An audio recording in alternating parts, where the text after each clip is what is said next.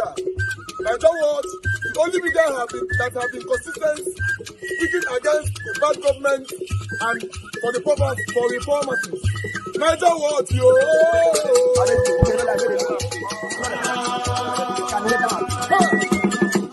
You don't give us anything.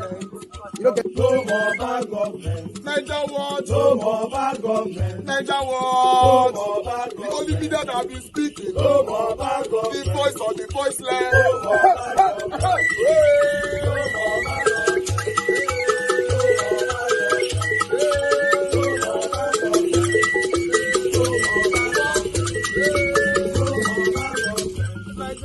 No more bad government. For the poor, no more bad government. Nigeria Watch, no more bad government. Nigeria Watch media, no more bad government. No more bad government. No more bad government. In Nigeria, no more bad government. No more bad government. No more bad government. The only media, no the number one media in Nigeria, no more bad government. That have been speaking against government. No more bad government. Nigeria Watch, no more bad government.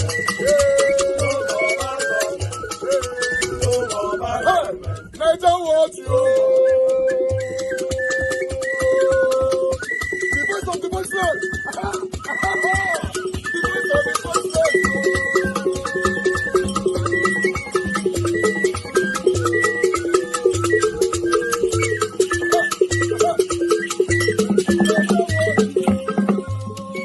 Voice for the voiceless. Voice for the voiceless. Nigeria Watch media. Voice for the voiceless. Nigeria Watch media. The only media that have been speaking against bad government. Being consistency since 1944. Voice for the voiceless. Voice for the voiceless. Umuwame. Voice for the voiceless. Umuwame. Voice for the voiceless. Voice for the voiceless. Voice for the voiceless. Voice for the voiceless. Voice for the voiceless. Voice for the voiceless. Nigeria Watch, yo. We have been seeing all you guys have been doing, and we recommending to everyone in Nigeria. Provide some clarity as to why you are certain Julius Abure must be questioned or is responsible for the mismanagement of those funds. As a treasurer, you're a former treasurer, are there things that you noticed or things that you saw that gives credence to your claims that Julius Abure must be the one who has mismanaged those funds? Yes, thank you for this question. You know, I came out that February, I said that the late national chairman's signature was forged 2 months after his death. Before the passing of the late national chairman, A.A. Salam of blessed memory, the party didn't have any money in their accounts. Then 2 months after his death, monies were cleared by Julius Abure. 2 months after the man's death, he never bothered what the family was going through as at that time. And again, Abure, at that time that I came out, I noticed that he was transferring money to his wife's account, to his brother's account, John Abure, to his company's account, to his to everybody, even down to the staff of the office. He will use the staff's account to siphon money. At the end of the day, this same staff will send that money to an account that will send to an account that will get to Mr. Abure. So there are a whole lot of things. I'm emotional about this whole thing because a lawyer that he claims to be forged a signature of a late man, the national chairman of our party. He didn't even care what the outcome was going to be. So if he's saying I'm lying, he should let that account be reactivated so the Nigerians can actually see, to even question him, how on earth did the man after his death came out to sign an account, to sign a check for him to claim money from the account. Yeah, just to clarify. So he should come out and stop pointing an accusing finger to Mr. Peter Obi. Yeah, just to clarify, you're saying that you found out that Julius Abure was transferring money from Labour Party's official account to his personal account and to, account for his siblings. Yes. Even his wife's account, yes. Okay. All right, guys. Thank you very much for your time with us. I appreciate every one of you right there. At the moment now, we never planned that Peter Obi is going to be live. So he's currently live right now speaking. So before we have him back, I can say that News Central is having a network issue. Even the network is also affecting me as well. But before that, let me see if my panelists here are with us. Mr. Chris, can you hear me? Madam Irene's Finance, can you hear me? Yeah, Domo sir, good evening. It's good to be with you. I can hear you loud and clear. Thank you very much, sir. Thank you. Please, if my network failed, please just take over and be talking. Because it failed just now. Everybody was just quiet for like 78 years. Yeah, no, sir. Yeah. Thank you. Good, Thank you. Good evening, Mr. Iris. Thank you, Good to Mother be Iris here. Finance. How you doing, Yes, man? How you doing? Good evening to you. I'm doing very well. Good evening, Mr. Chris. Good to be here with you people. Thank you. Madam Irene Finance, it's nice to be with you. Mr. Nanjawat, when the line went silent, we were actually trying to chat you up to get a response from you so that we know exactly. No. You just unmute and speak to the people. That's all. Okay. Yes. Yeah, but currently now we can see that I don't know what happened to New Central. Their network failed. They are back. Okay, let's take it. Let me bring them back again. Hold on.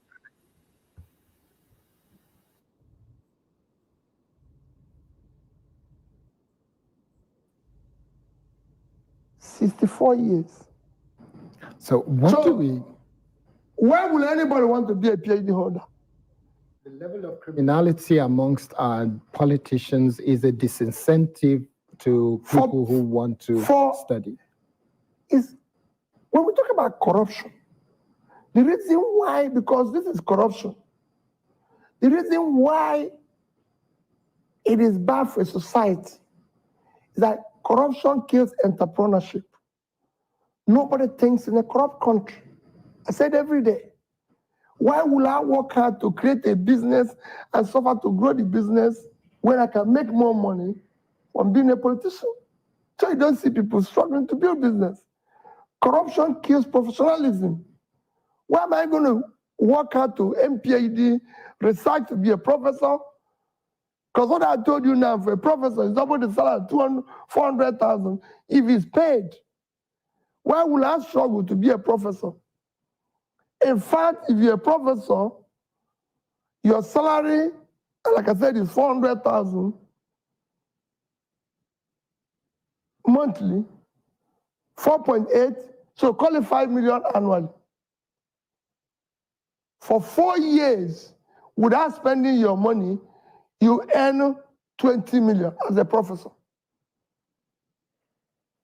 1 month's salary of National Assembly member is 21 million. Why do you want to be a professor?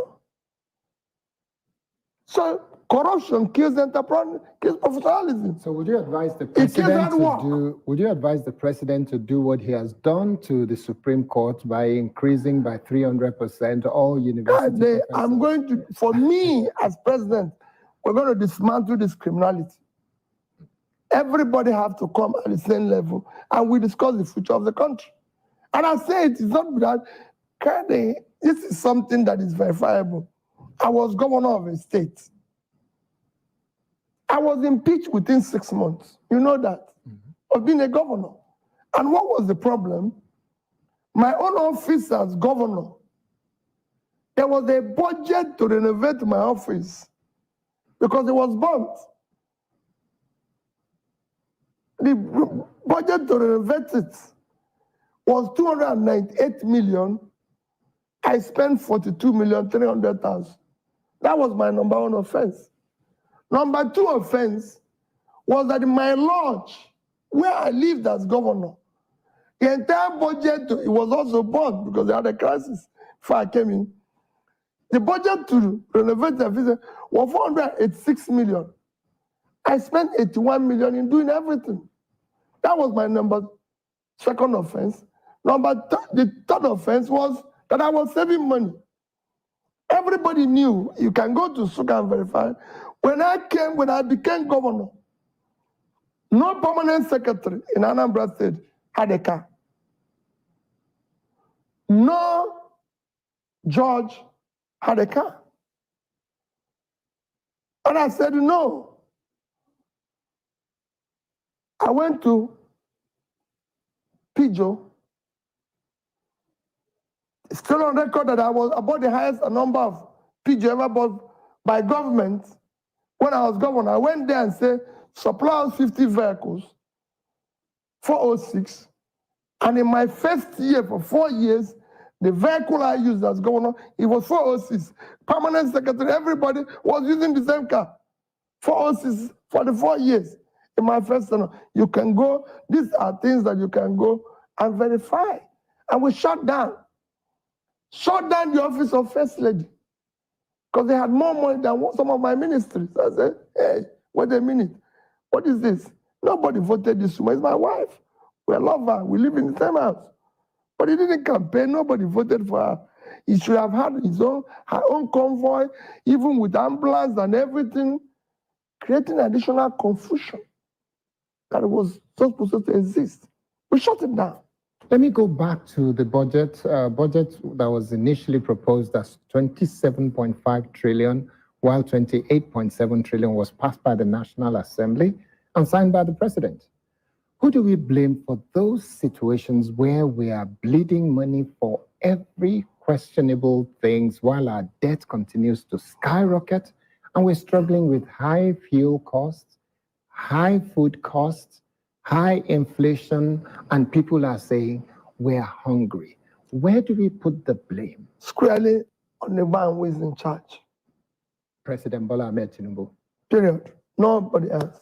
He is the man voted for. He is the man they declared the winner. Why did you say they declared him winner? Well, it was declared the winner. Okay. Yeah, so he is the one who is responsible. No other person. As I told you, I was impeached because I was the man they elected. That's why I can abolish First Lady office, abolish everywhere, and determine that I'm going to change this place. And they can do that comfortably. Look at our debts rising irresponsibly. God, there's nothing wrong in borrowing. Borrowing for any government globally is accepted. People make reference with every other country today. I've compared so many countries with the issue of borrowing. Even countries people cite, like Singapore. Singapore today owes over 100% of their GDP. But they have a clear law that all borrowed money must be for investment.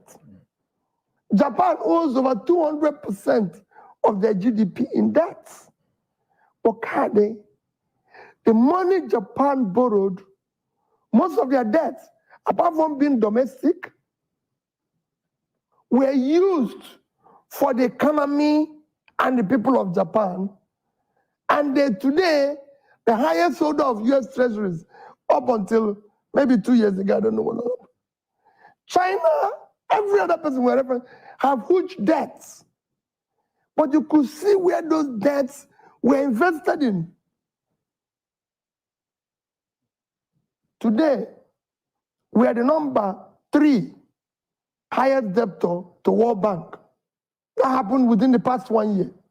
We actually estimated that the way we are going will soon be number 1 highest debtor. The projection is that we'll have more than 150 trillion. A country without anything to show for it.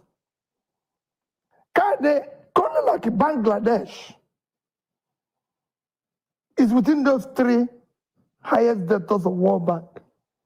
But they could see the difference. It is very clear.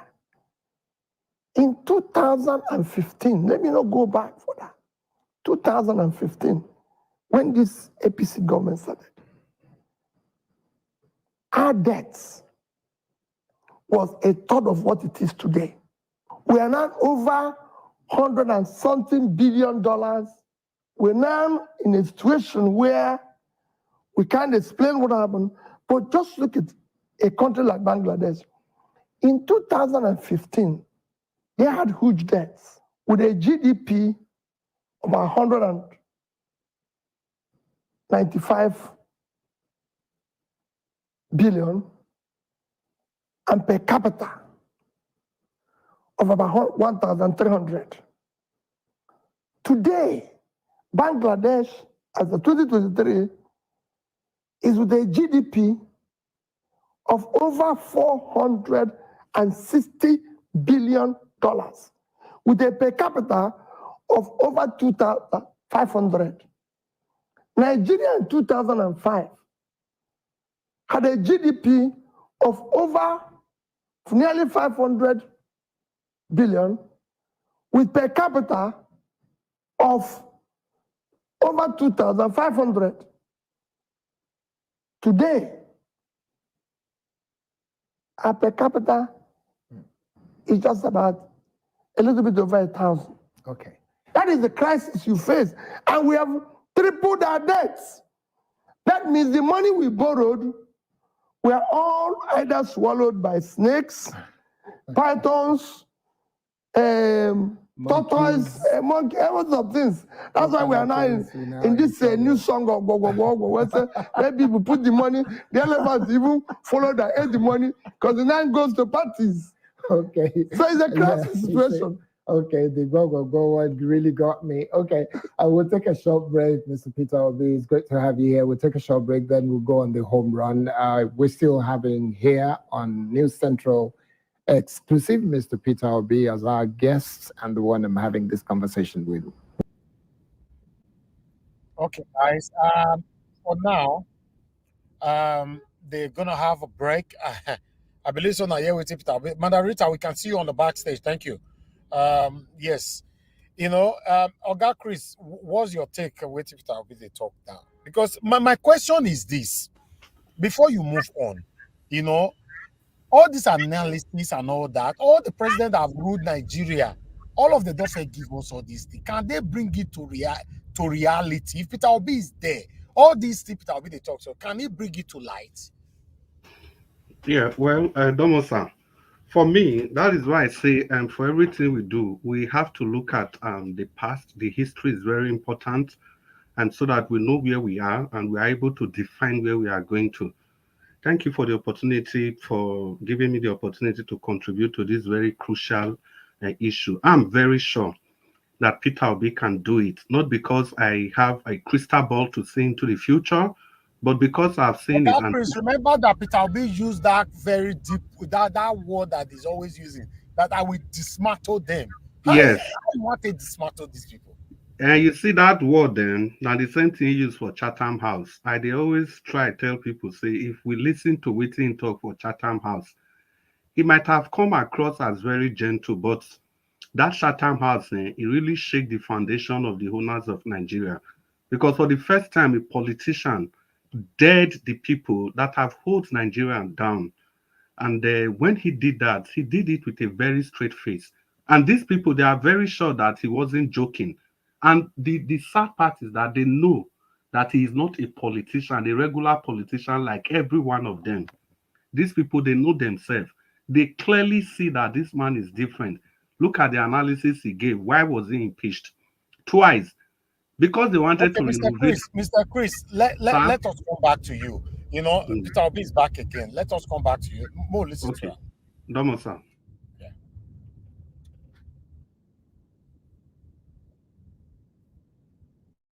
A question that just requires a very short and straightforward answer. You've said that our politicians are the problem in Nigeria. What is it that Labour needs to do differently to differentiate itself from the rest of the political parties? Or would you need to move away from Labour and set up an organic team that you may want to call the Obedient Party that will be made up of young Nigerians who are going to say, it's got to be different? In very short, straightforward answer. Well, we're struggling to do that. We're struggling to be different. It's going to be difficult. For me, building strong parties and institutions in Nigeria, again, has to do with leadership, the encouragement. That's why I said, if we go back to the parliamentary system, it will go a long way, because after elections, those parties that did well are part of the parliamentary system where you have leaders who can do this, continuous improvement, and government and the systems have to help. Will the system influence the quality of personnel that take up the leadership Very position? important. I can tell you, you can. I keep saying this because I've served as a governor. So I know and there's no other way to measure. Unfortunately, in Nigeria, we don't use the reference. We don't look at where people are coming from. So I come here today and say, I can run New Central better than you.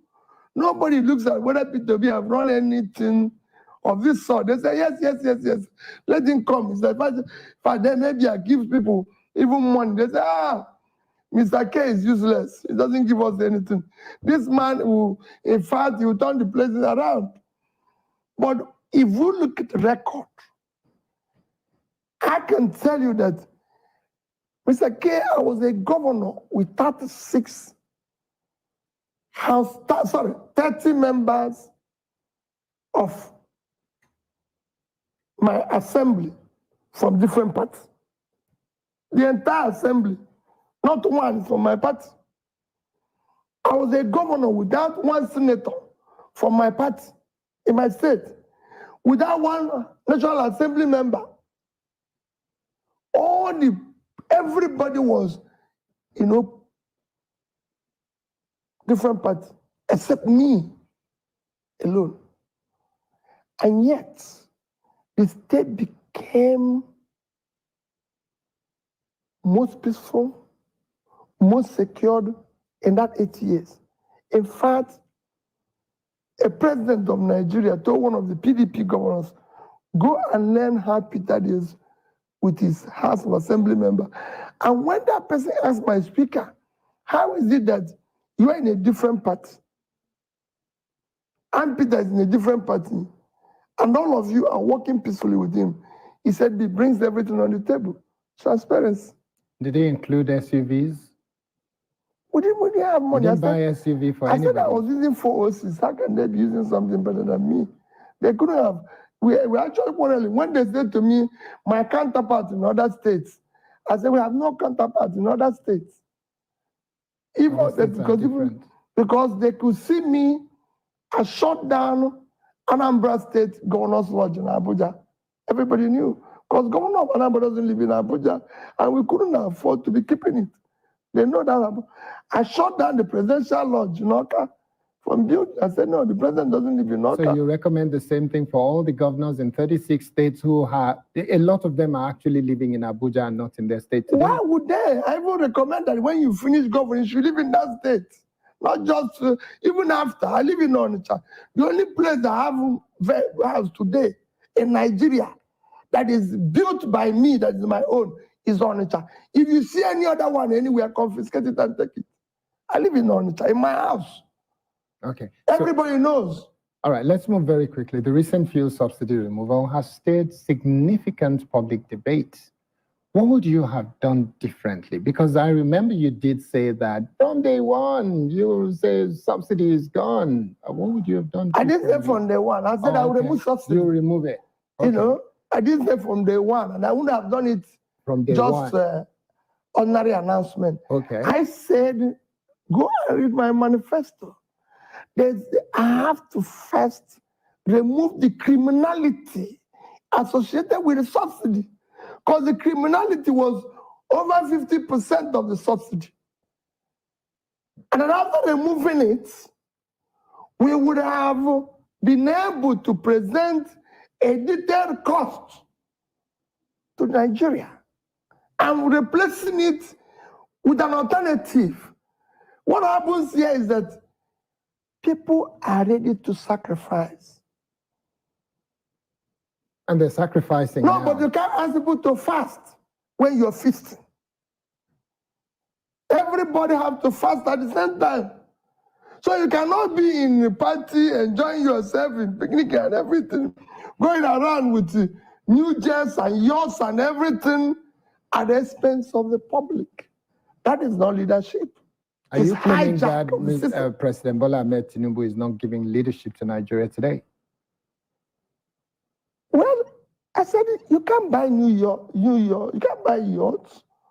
You can't be renovating houses of vice president. Where did Osibanjo live? People can live in their houses and govern Nigeria. Where did they live? When I had no place to live in Oka as a governor, I asked them, don't we have any other government house? They said there's a small 3-bedroom house in Onitsha. I went to live in Onitsha. I was living in Onitsha for the 1 year. Ask anybody in Anambra State.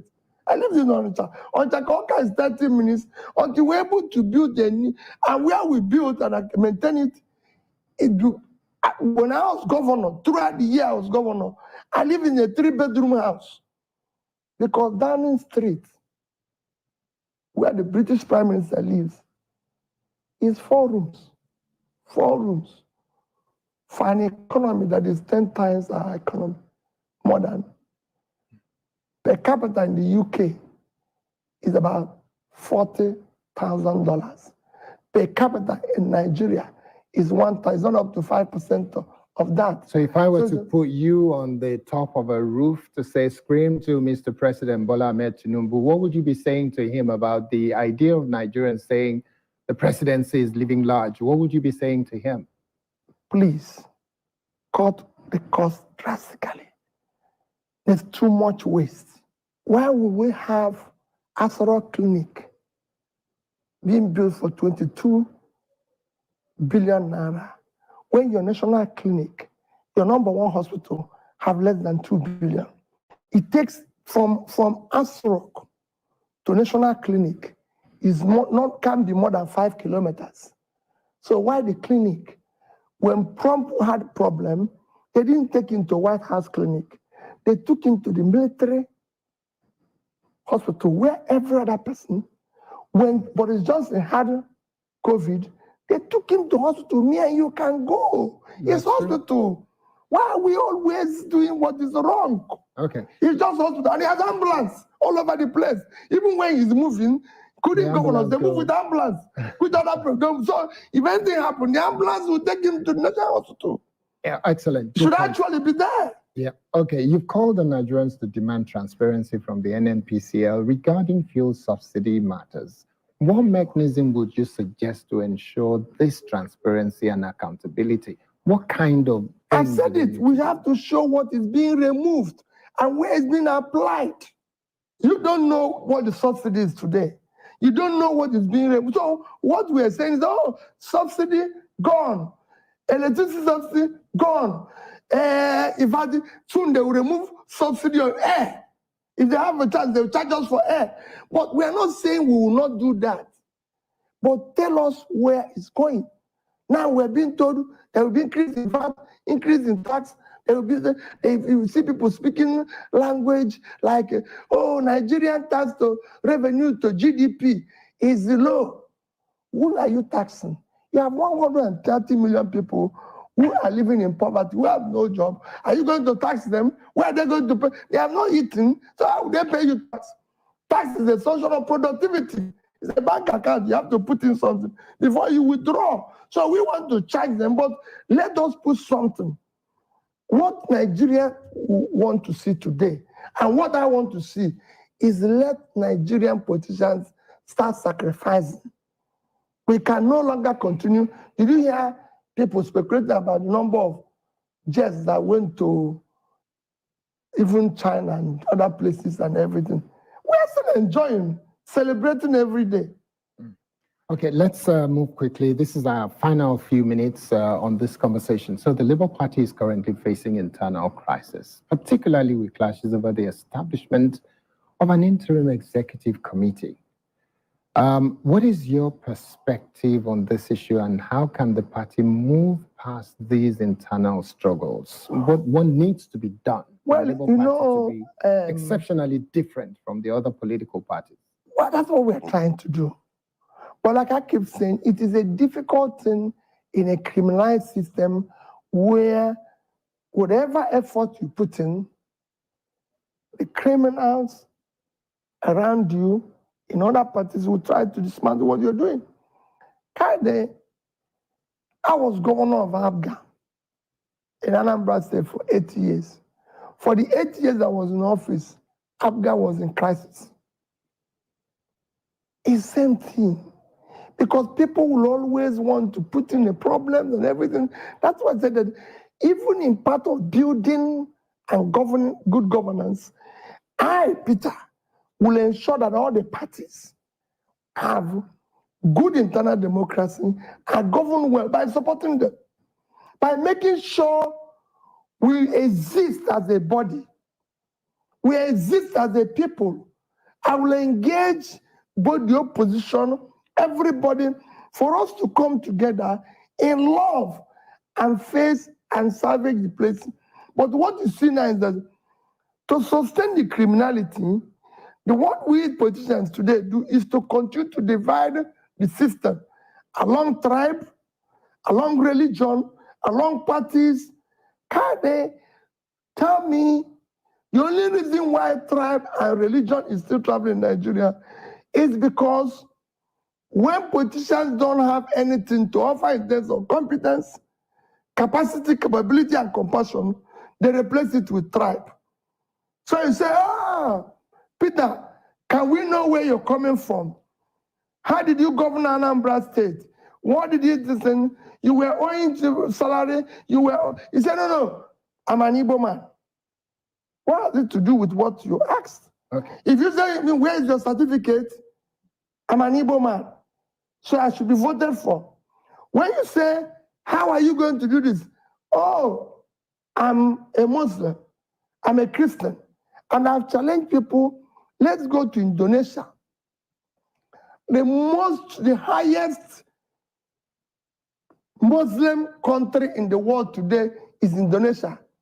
The Pope had just visited Indonesia recently and are praising the government. He didn't say these people are Muslims. Yes. Okay. Very He quickly, just left. because then you have other places like that. In Dubai, I always said the Catholic Church in Dubai, go there. On the wall you see it. The land and the church was built by Emir of Dubai, who is a Muslim. In Nigeria, is the opposite. Have you seen where Christians buy bread cheaper? No. In Oyo, or Muslims buy bread cheaper in Kanu, or they buy fuel. I was in Katsina last week. Fuel is 1,002. Yeah. In Oyo, the same thing. Same price. Because they are putting 80 million budget that will go into critical area, into unwanted children, or building dustbin in Oyo, which okay, will very never be quickly, built. because we have to wrap up now very quickly. So tell me, do you feel very excited and happy about what is said to be the achievement of the only governor in your political party, Governor Alex Otti? Yes. It's in the right direction. And I continue to tell him, whenever I have the opportunity to say to him, you're doing well, but continue in that direction. But always know that it's about the people. So always listen to the people. Don't just listen to people saying you're doing well.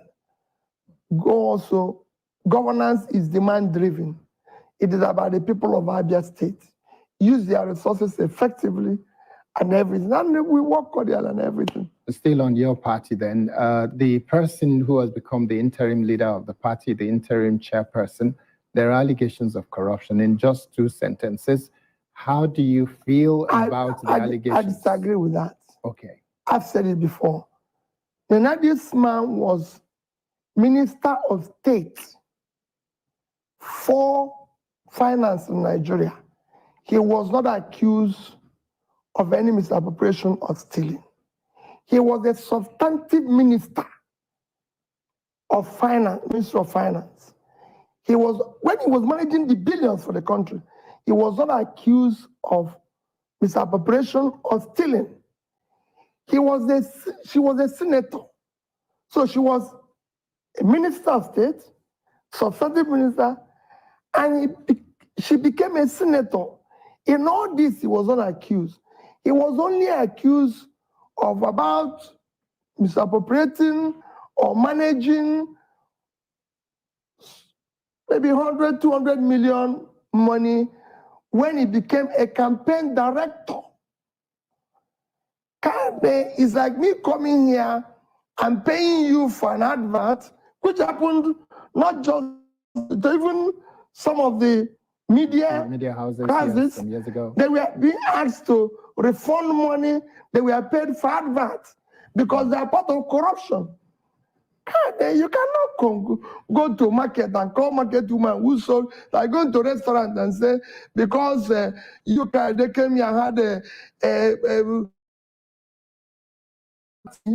that the restaurant owner should refund money for the party because the money you used for it is stolen. How would they know? Okay. So for me, we need to separate all this. She is one of those Nigerians. We discuss issues of Nigeria every day. I discuss it with her. And that's why I said, you can't bundle all of us together all the time. There's a time you separate just few of us and say, this person is doing that, this person.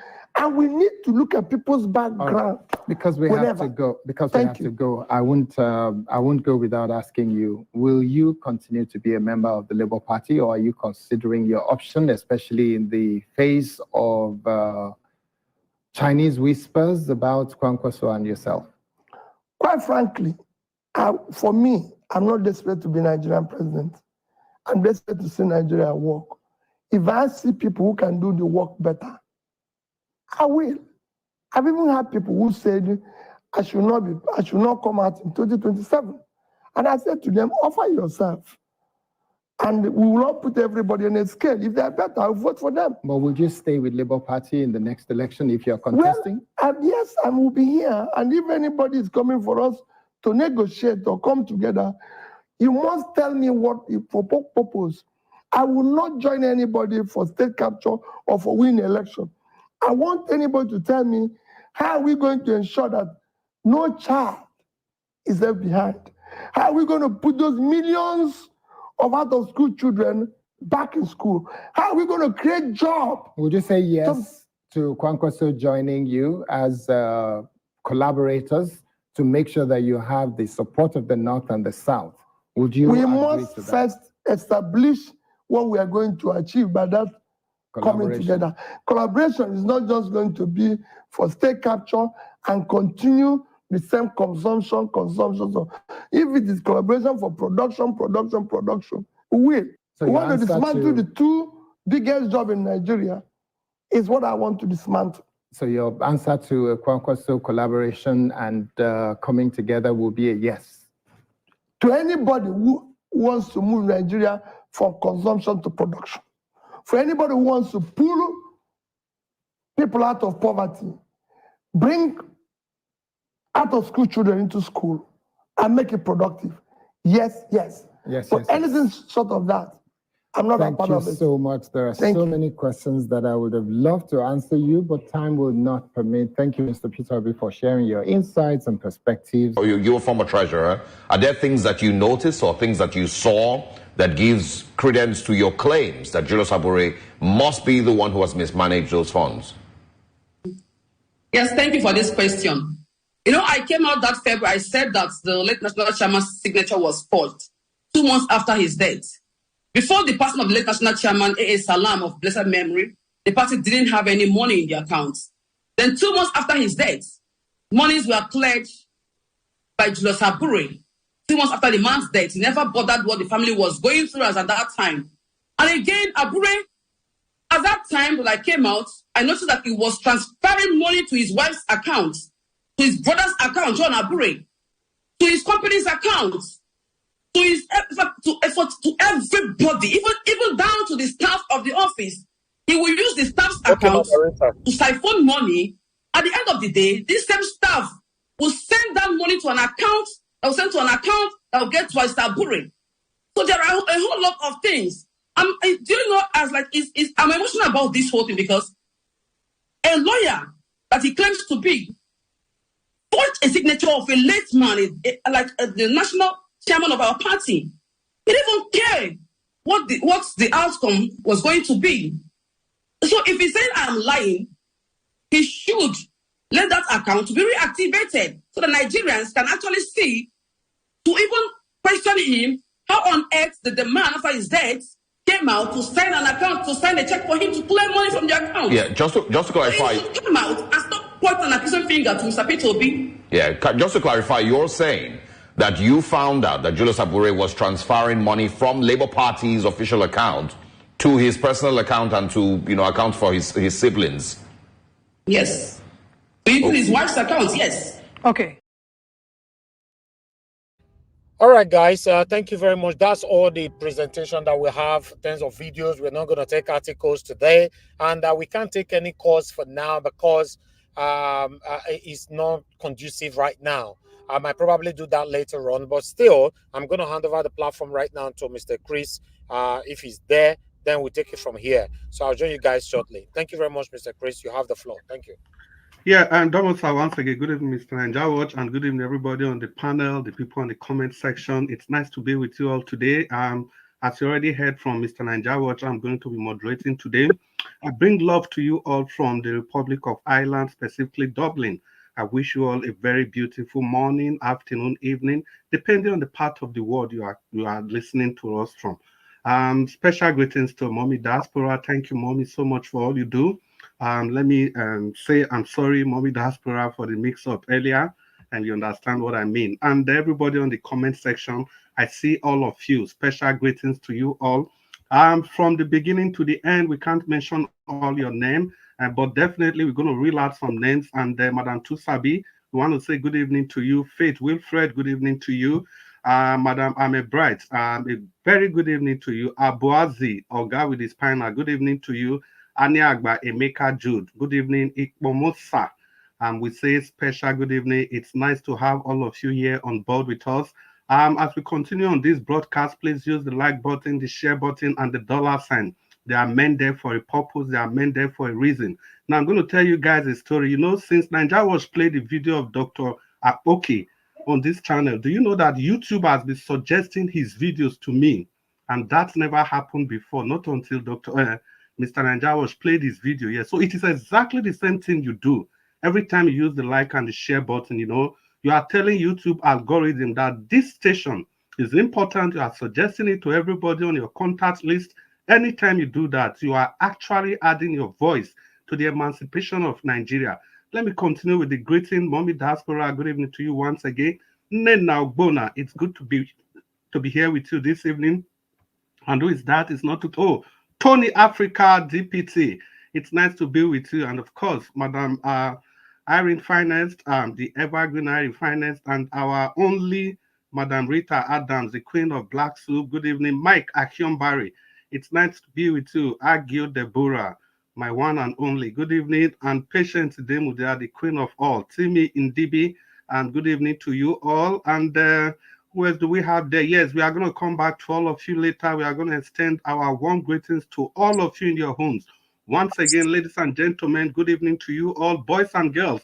If you are watching with your young ones who are less than 18, I say special greetings to you all. It is good we inculcate the spirit of political acculturation in our kids because politics is everything. Osaze Omoro, good evening to you. Yeah, we'll be coming to say good evening to all of you and the people on the panel with me. Mr. P Soft, it's so nice to be with you. I hope you're going to be soft this evening. And Black Panther, Akwiran Quiri, you're going to take it easy. I'm not Ninja Watch. I don't play by the rule. You understand, Black Panther? I don't play by the rule. If you do anyhow, you see anyhow, I throw you out without explanation. Abdul Malik, it's nice to be with you. Epa Uduwa Domosa, it's good to be with you. And let me say good evening again, Madam Rita Adams. Well, let's kick the ball rolling. Yeah, it's politics as usual. So many things are happening, so many things are changing, but everything remains the same. And that is because we live in a nation that is being run by monsters.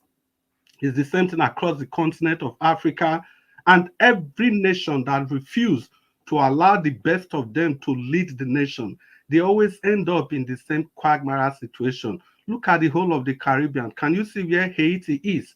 Can you see where Venezuela is? Mr. Black Panther has copiously told us about the things happening in Venezuela. It's not different from Nigeria because we allow the worst of us to rule over the best of us in such countries. Well, we are just going to get into the meat of the discussion today. And like I said, especially on the panel, please let's use the like button, let's use the share button, and if we can, let's use the dollar sign. They are there for a purpose. And it is instructive for all of us to know that we must have to give kudos to Mr. Nanjawa because it took a lot for him to be able to come out every day, even today's broadcast, and you can see he's not going to take calls. He's just doing this to ensure that he's able to engage with Nigerians every evening. Because I know hundreds and thousands of people are waiting to cool off every day on Nigeria watching station. So any day he's unable to come to this station, it's going to be a period of depression to a lot of people. So we must salute his effort. We must appreciate everything he does to ensure that we are on air every day. Once again, I say welcome to the show. The first person on the show is Mr. P-Soft. Mr. P-Soft, you've listened to Peter Obi, you've listened to the interview and the other lady, and that was interviewed immediately after Peter Obi. And what are your takes? And if you have any other thing you want to digress to election in Edo State, security situation in the country, everything. There are so many things to discuss. The stories in Nigeria will never end. Anyhow you look at it, there's something to be talked about. It is a collection of stories and stories and stories, innuendos and everything you can think about. Mr. P-Soft, talk to us. The floor is yours. You have 8 minutes to fire. Good evening, sir. Thank you, Mr. Chris. I really do appreciate it. Thank you, Mr. Niger Watch. God bless you for giving us the opportunity to use your platform to air our voice. And thank you, Mommy Diaspora, for the opportunity you've given to every one of us right here. God bless you. And the comment section and everyone on the panel, God bless you. I'm going to just start with the lady. You know, ordinarily I wouldn't want to talk on that lady because what the accusation she made, they are just crazy and baseless. It does not exist. So, because why do I say so? A lot of people may want to know how is it possible after someone has passed on for complete 2 months, that after 2 months, a signature at this moment was still able to be forged and to be collected. What she did was that she's trying to indict the banks, which means those banks are supposed to be arrested, which means the directors of the bank for allowing such things to happen. Because it does not happen. It does not happen anywhere in the world. If you run a company or if you have an organization, a Labour Party is not an individual. It's an organization. So she's lying. She's in that aspect. She just lied to the whole world. On the national TV, she lied. Said that someone has passed on after 2 months in this generation, that the person's signature could still be forged to take money from the bank. Think about that. Is it possible? It's not possible. And this person is a well-known person in the public. After 2 months, and Labour Party has not officially issued to replace the signature of the new person, or without a meeting has been held to kind of like, you know, appoint somebody or send signature to the bank for replacement and then wait for approval. You're telling me that the banks were not aware that okay, what she was trying to say was that, oh, the banks probably were not aware that that man has passed on to glory and that they were still paying the signatory that were coming after 2 months. Think about that. She thought everybody's crazy like her. That's why I said we should be careful about her, because some of the things she's saying is just not practicable in this dispensation. Listen, maybe 20 years ago, 30 years ago, what she said could be practicable. And people could, you know, forge a signature, maybe because of, you know, if she has said when the man was still alive, the signatories were forged, we could understand that because the man was still alive, which means his signature is still active, still authenticated. But the moment the man passed on, a popular man of a political party, this signature immediately becomes inactive in the banks. So I don't understand what she's talking about. Let me just go straight, because I didn't even want to even talk about it, but for the sake of people that have listened to her, that may not know how corporation works, so I just needed to put that out there to just let people know that she's lying and it's not true. Now, regards to the situations on ground in Nigeria, I wish Peter Obi just becomes the president of Nigeria today, you know, because his analysis are well detailed. This is one of the reasons I said I'm supporting Oluchi Opara, because they actually talked about the solutions. See, it's not just about identifying the problems, but anyone who is able to actually provide solutions, knowing fully whether these things works, these things are practical. So what Mr. Peter B was actually talking, he was talking practicality, things that are practical, things that could be done in reality. We don't know how much has been removed from the fuel subsidy. We don't know how much subsidy has been removed from electricity. I wonder, a country that is producing electricity, so who was the person collecting the subsidy before in electricity? I thought they said that we are strongly to produce electricity. So is it that somebody took the power somehow? Are we also importing electricity? I don't get it. So they were paying. This country is just my country. These things are crazy. The government could come out to say that we are paying subsidy on electricity. To who? I thought we were the ones generating the electricity. Are we also importing it? So we are paying subsidy on something we are generating. I don't get it. This country is just, country has been, man, we're under state capture. And I don't know how democracy is actually going to face this country. Now, sometimes if I say I don't want Omo Yeleshuri to talk about the military, somehow people might be thinking that, don't. I said, Omo Yeleshuri, don't talk about the military. Just keep quiet. Just be looking. Do what you're doing. You are not a politician. You're an activist. I understand that, and it's real. You could see the difference between a politician and activist. Omo Yeleshuri is an activist. Yes, your activity has really helped the Nigeria, but politically, no, because let me tell you, there are two different things. Being a politician and being an activist they are completely different. See, a politician will risk everything he got in his power, will risk all his money. An activist is never going to risk anything never going to risk all his money, to try to, get to a particular position, But a politician will do that. So that's why I'm sure he's kind of lucky behind, because there are some certain things he cannot risk, to really become that politician he wants to become. But a politician, most of Nigerians politicians, they are very desperate. There are people who will spend their last cover. Think about it now. If we want to take a look at it from Oluchi Opara, he got the Labour Party's ticket, not My because brother, 1 minute, round up. Okay, not because he was the brightest, but probably maybe because he was the smartest. You see, so there are other people who are so rich too.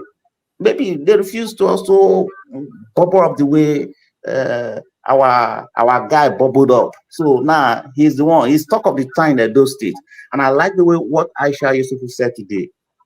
I never wanted to say this, but today, because she made reference to that stuff, I'm going to say it now. Edo State is like Benin City is like a village town. It's like a village city town, like a town. People don't understand what development means. Thank you, Obaseki sir. should be kicked out. Thank you very Sir. much. I We'll appreciate see you. you now in the next 4 minutes. Thank you so much, Oga Peace Up. Well, yeah, that is how it is. Chris, please let me quickly applaud Bsoft for that last statement, because whenever I say things like this on air, some people think that I have issue with the Edo State governor.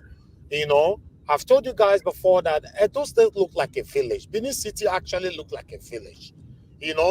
But some people come here to try to deceive their gullible followers, or rather listeners, that Obaseki is working. Working what? So I want to applaud Aisha Yusuf for saying it, because she was just there less than 48 hours ago, telling the whole world that Edo State is like a village. Benin City is like a village. So I'll leave it right there. Thank you, Bsoft. Back to you, Mr. Chris. Yeah, and that was Mr. Nanjawaj. Yeah, Mr. Nanjawaj, apart from what Peace Up just said, you remember each time, not even this year, not last year, long ago, anytime you want to compare those states, they always remind you that you should not be comparing those states to a developed nation. And you kept asking them, where you go come compare those states to? So that is just who we are as a people. Well, good evening, everybody that are just joining us on this show. We want to thank you for finding your time to come here. And if you don't know, we've made a call before that you all should try and use the like button, the share button, and the dollar sign. And let me quickly recognize Manuel Ferrari. We have seen you on the comment section, and we hope you find your way to the panel because you are a panelist. We want you to put your voice out there, just like every other person on the panel. And let me use the opportunity on behalf of Nigeria to welcome Prince Collins. Prince Collins, is good to have you on the show. And the people that are just joining us, Annie Agba, Emeka, Stella Afini, Mercy Foster, Madam Peggy Modi, welcome to the show. Utazi Ikechukwu, Abe John, Mikpomosa Idehen, Teddy, Osage Idehen for Benin me, say I stand gidigba, nothing they do me. Michael Okata, Ineobi Vlog, Ineobi Vlog, Prince Collins, I don't greet you before. Madam Ijedima, Divine Cross, Jejelaye, Nick Lost. Nigeria was saying, make I greet all of una. Una, welcome to the show. Mr. Black Panther, now you go talk to us now. May you tell us what's in your mind. Quickly, let's hear what you have to say. The floor is yours. You have 8 minutes to ventilate. Black Panther, if you are there, talk to us, please. I bet let the next player I'll come in last. Nigeria Okay, is Black disturbing me. Panther said he's gonna come last, which is fine for now. But if we call you again, you are not able to talk. You're gonna spend 4 minutes to know what the rules are. And the next person will be Abdul Malik. And Abdul Malik, after you, it will be Mr. Odua. So the reason I'm saying this is that Mr. Odua, try and get ready so that after Abdul Malik, it will be you. And after Mr. Odua, it will be Madam Rida. And after Madam Rida, it will be Prince Collins, so that we know we have an estimate of when it is going to get to our turn. While we are still listening to ourselves, please let's use the like button. It is very crucial. It is very important, especially for those of us that are not on the panel, especially for those of us that are not on the comment section, especially for those of us that are at home listening to us from everywhere in the world. Use the like button, use the share button. In that way, you are contributing to the discussion going on. You become an active contributor. It is called engagement. Please, let's do that. Let's do that for the benefit of the nation. Yeah, Mr. Abdul Malik, the floor is yours. 8 minutes. Ventilate. Tell us what you feel about your nation. Good evening, sir. Yeah, good evening, Mr. Chris and Mr. Nigeria Watch. Everybody in the panel, good evening, Nigerian. Like this guy, this man in the panel, Mr. What is the name? The man that just spoke now. Peace soft. Peace soft. Peace soft, yes. You cannot just say Oluchi, she's lying, because she was one of the executive members, deputy secretary. In Nigeria, we all grew up there. It's a country that anything can happen in the country. Because you know why? She refer you, they should go back. How they will know is this. They need to go back to that account. If really after that man dead, after 2 months, when the man dead, if there is any transaction, if there is any money withdraw from that account, they can verify it till now. There is nothing is hidden. She refer, you cannot just say she lie, you may say allegedly, because she's one of the executive members, deputy secretary. Nigeria, anything can happen. You don't know if this man, he have somebody in the bank there. They make arrangement with that person.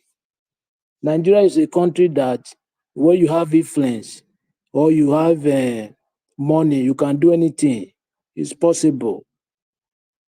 Is it not PhD last time he come to the street, disgrace himself? Even when you have money, you can obtain any degree there. That is Nigeria for you. Yeah, she refer you, go to the bank and to the account. You may verify if really after 2 months when that previous chairman dead, if there is something transaction like that occur, from there you will know if she's lying or she's saying the truth. Yeah, you can do it now. There's nothing is hiding. Even though 20 years coming, the statement of account will still be there. Yeah, we are in technology modern now in the world. There's nothing is hiding in the world. You can do anything. You can find anything. So far, you know how to do it.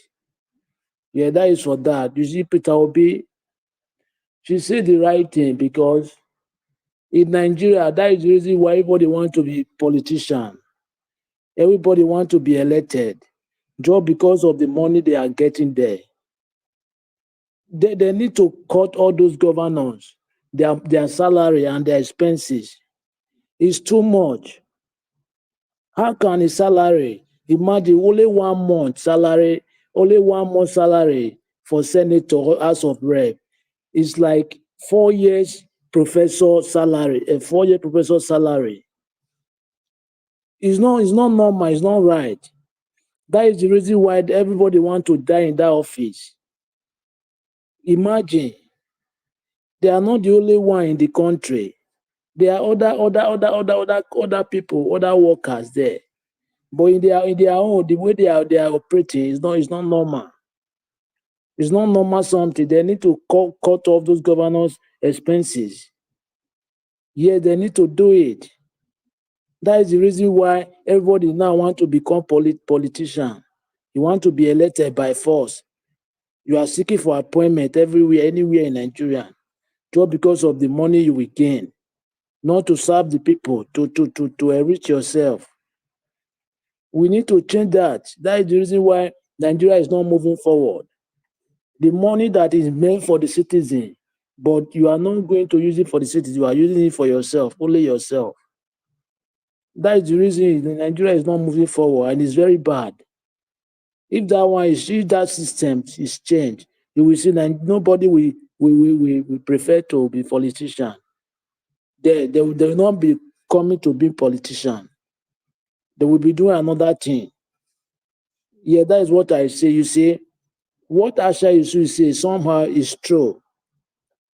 You tell me a city, there is no flyover, there is no 6 lane or 4 lane in the city. And if the Benin city is the main city in Edo State, no flyover, no 4 lane or 6 lane, no overhead bridge. And Benin city is one of the oldest city in Nigeria. It's one of the ancient city in Nigeria. I believe it's the number one ancient city in Nigeria, Benin and Ibadan. But if you take a look in Benin City today, take a look south, 6 region, which is south, Warri, Delta, Bayelsa, River, Akwa Ibom, and Calabar.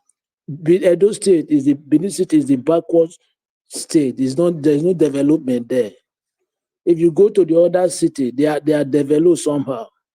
Look at GRA the last time. GRA just be like outskirt of the city. But go to Port Harcourt GRA, everywhere is tight, it's fine. There is no development there. It's true. The governor, even from 1999, they are just embezzle our money. Embezzle the money. They don't use the money to beautify the state. It's very shameful for them. It's not good. No infrastructure, nothing, no development. Okay, what are you going to show now is that it's a city? There is no proof that it's a city.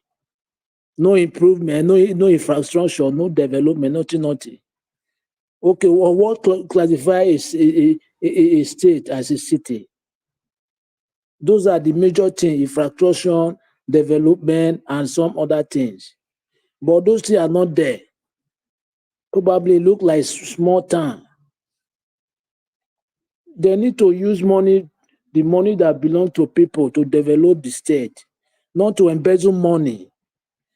It's getting worse for those our government. They don't use the money for people; they are using money for themselves, which is not supposed to be. Oga Abdul Malik, round up. They elect you to serve them, not to enrich your family or people around you. Thank you very much, Mr. Chris. Hmm.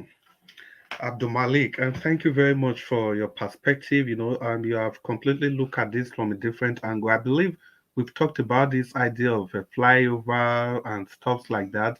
And the people that are supporting the government of the day, they said it wasn't necessary. It wasn't necessary, and that's actually yeah, it struck a dormant nerve in me. I was taken aback. I was like, wow, isn't it's not necessary? You have Ramat Park, you have a Third Junction, you have the Ring Road, and you say flyover is not necessary in Benin City. Well, it's politics. Yeah. Where? Mr. Thank you. Chris, Mr. Chris, 1 minute. You know why it's necessary? If you go to Delta State, there is flyover there. If you go to Bayelsa, Yeah, there is What one is yes. there. flyover? No, no, Mr. Adua, Domo, I'll come to you. Yeah, Abdul, yeah, we understand, but it's just politics, and that's what they do in politics.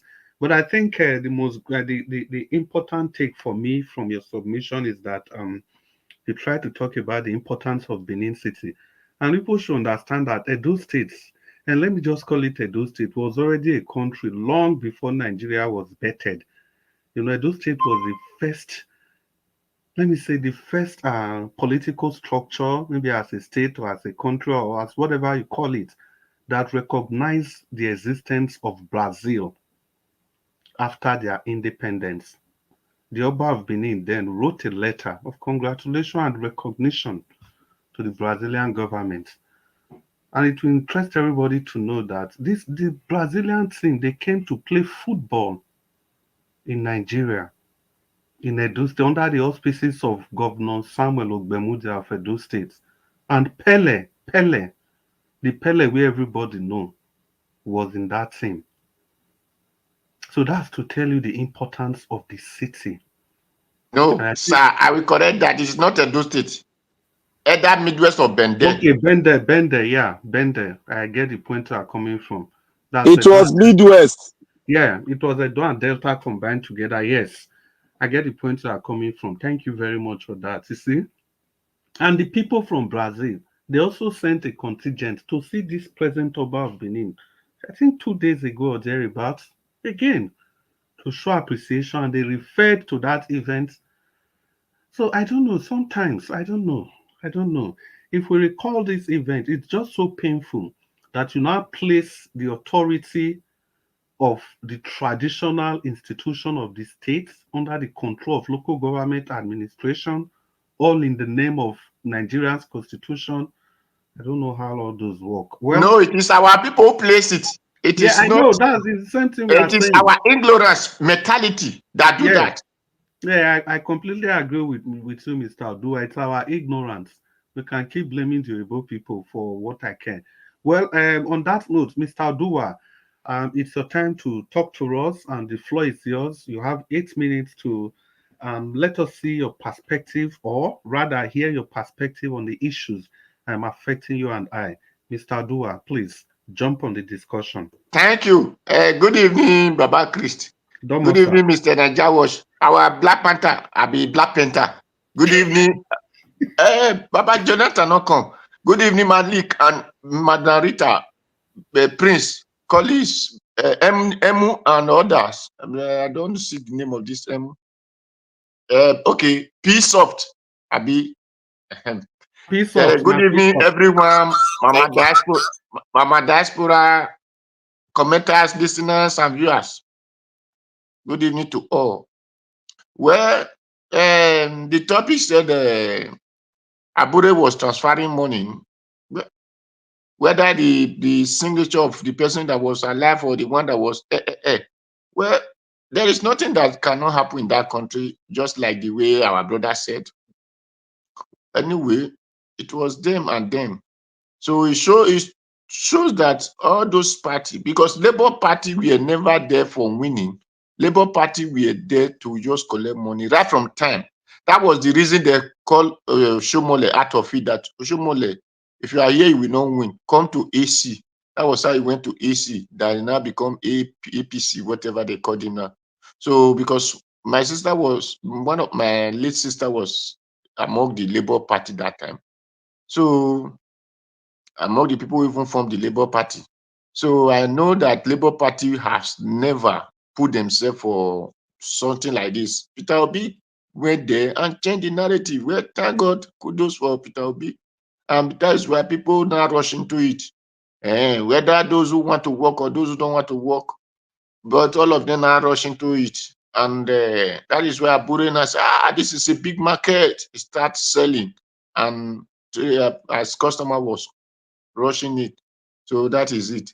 Well, let me not go to Labour Party too much. I will say something here. Edo State as an ancient city. Ancient city is not really that beautiful as people might want it or expect it. But not to be dirty the way it is. That is what I hate inside. The problem is that our people will tell you government doesn't have right for business. And I will use among these things to blame Black Panther, who said that Okbila's mate, we should just go and buy 40%, then we now have control over it. These are what people get when they did not know the value of their property, the use of their property, or to seek who know the value and the use of their property among their people. Whenever I talk here, the first thing I will refer you to is Okbila's mate, because I know many work that thing will do for us if we do know that this state belongs to us, this property we need to use belongs to us, and we will put our hand there and start using it to do any place we want to do. Because God gave it to us so that we can use it to do our house the way we want it. So since our ignorance said, give it to Hasadas, it doesn't matter who control our resources. What matters is the benefit they will give to us. So those things are what you get.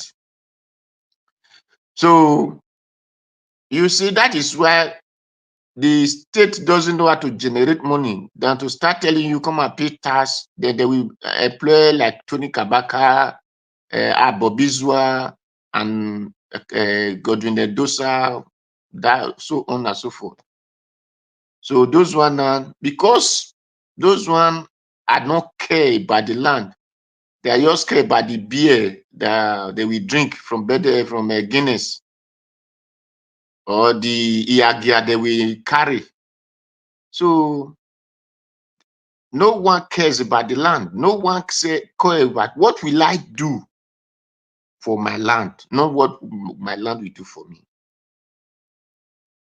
And that was why I wrote to Obaseki, give us this mate, let we operate it, because we cannot be on top of the water, on top of the sea, and we are tasting of water.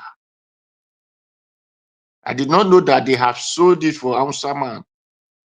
Then we are not expecting the shaft when we're supposed to be eating the rice. So,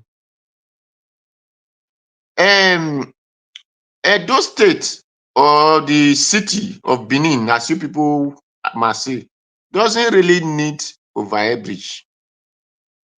It is not overhead bridge that make a place beautiful. Overhead bridge is given to area that does not have land, or the people did not plan well. Then, because they have occupied, then they have to use bridge to demarcate so that people can pass.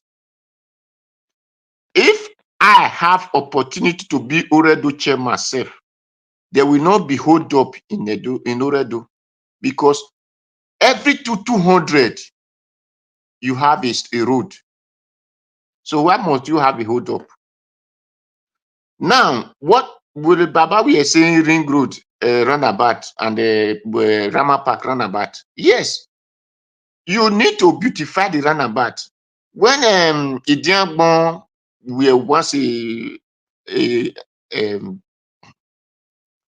vice president, yes, I think it was the vice to Buhari that time. The Edo State that you are seeing today was beautiful because he has an order he gave. Everywhere must be neat. You have to paint your house.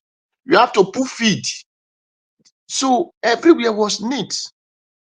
But when people value careless something and say, it doesn't concern me, and I'm not scared.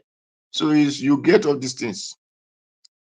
There are areas that still need, in that city, there are areas that still need roundabout. It's not, it must not be like Ring Road, it must not be like Rama Park. Sadu, I remember 1 minute. It must not be like those things, but it needs roundabout. And there are many roads who did not need 2 ways, who have to be one way. But all those things will make the place okay. But we are not doing that. And when they tar road, they put charcoal and say they are tar road, just like the one they did in New Benin when I was in Nigeria 2020. It was nonsense. I asked the girl who, like what I think it was Nema something they called the people that were tying the road. I said, who are doing these things? Who just put sand and start putting quota on top? And he said, well, this is what the government need now. I said, because this white man that in his own country, the walkway, we did tie it like this. Did you know how many inches they will use to do walkway, not to come and talk of a place that will be carrying heavy duty? But it is because we are left concerned of what we're supposed to do right. Upon as God have allowed us to travel with the Edo people or Edo State people, we travel, we did not learn anything from our journey. And they say travel is a part of education. Nothing we learn. For those who even learn, they don't want to remiss something they learn back home. So it is painful to say it is like that because we neglect our duty. Thank you, sir. Thank you, sir. Thank you very much for your contribution. Yeah, that was quite in depth. And I think you also looked at the problem from a different perspective. And this is the importance of this station of Nigeria Watch. We all come with our different perspective. And most of the time, we coalesce to a focal point. And the most important thing, what we do here is to enrich the discussion and ensure that we proffer solution to solve Nigeria's problem. And concerning the flyover, Paudua, not only just for beautification, if you take Ramat Park, for example, you see as motor they come from Agbo Park streets, you know, say that Ramat Park, so now where people they stop, people where they come from one day and co. So the vehicles will not get business with Ramat Park, then go just take the overhead bridge, Pum, it go take them through that Ramat Park. Only the ones we get business now, then go stop there, drop passenger, people go change, people where they go. I have something to say there, sir. May I finish? Yeah, people where they go New Benin, people where they go TED, people where they go Ring Road, then go stop them there. Oh, sir, I want to correct that place. That is why I told you that. Did you know that people that go TED don't supposed to pass Rama Park? They're supposed to pass between Bendeburi and Guinness. That is called 100 feet at upper. But they refuse to tie. It's a federal road, but they refuse to do it. Yeah, Mr. Duwa, I get with you the talk completely. You see, before you even reach INEC office there's another road supposed to connect Aduwawa through go Bini Agbo Road. Then from there, you feel they go where they go. And there's even supposed to be a bypass earlier on where you go fit a bypass the whole of Ramat Park. But because of the strategic location of the city, maybe if you take that bypass, now what about people will go just stop after Army Barrack? What then go do? So that bypass now, so that overhead we're supposed to just start before Ramat Park, go after Army Barrack just before you enter slope, they go down. You understand? So in that way, you avoid all those wahala where they happen for that place. And also the same thing, people where they come from Bini Agbo Road, the same thing, they don't need to come the town, they come inside Ramat Park again. Don't just take them straight to town or to wherever they are going to. Now, so once you do them like that, that place will be congested. And what about every 4 days? It will be market day. We see the crowd there, everybody on the floor, the whole thing is so messed up. We really need to accept that. Well, like I said, it's our different perspective, and we cannot change the opinions of others. Like we are just here to enriching the debates, to educate people. And while we were discussing, 2 other people came to this panel, and that's Timi Ndibi. We want to say good evening to you, and Ikpongosa Omorege Peter. Although Mr. Ikpongosa has been around since, but somehow we managed to miss his name. So, Mr. Ikpongosa Omorege Peters, welcome. Timi Ndibi, welcome. If you people have not used the like and the share button or the dollar sign, please do. It is your responsibility. It's the way you can contribute to the broadcast. The next person on the show will be Madam Rita, the Queen of Black Soup. Madam Rita, the mic is yours. Please talk to us. We'd love to hear your voice. Thank you. Yes, Domo sir, good afternoon. Good afternoon, Mr. P Softs, Mr. Odua, Black Panther, Mr. Malik, and my brother Prince Collins, and my lovely mommy Diaspora. I love you, Mama. And Mr. Elvis, greetings to all my brothers and sisters in the comment section. Good afternoon. I just want to follow up on what Mr. Odua was saying about bridges. I do not believe that Edo State do not need a bridge or bridges, plural, because, Mr. Odua, if you look at the population of Edo State now, the entire state, I'm not just talking about Benin City now, the population has increased significantly. When population increase, you also have more vehicles on the road. And people are building more houses. More estates are being built. What do? This is where civilization comes in. If our forefathers thought it that we need to build a moat to protect the city, it means they must have sat down and realized that we are a great empire. Definitely we would have enemies.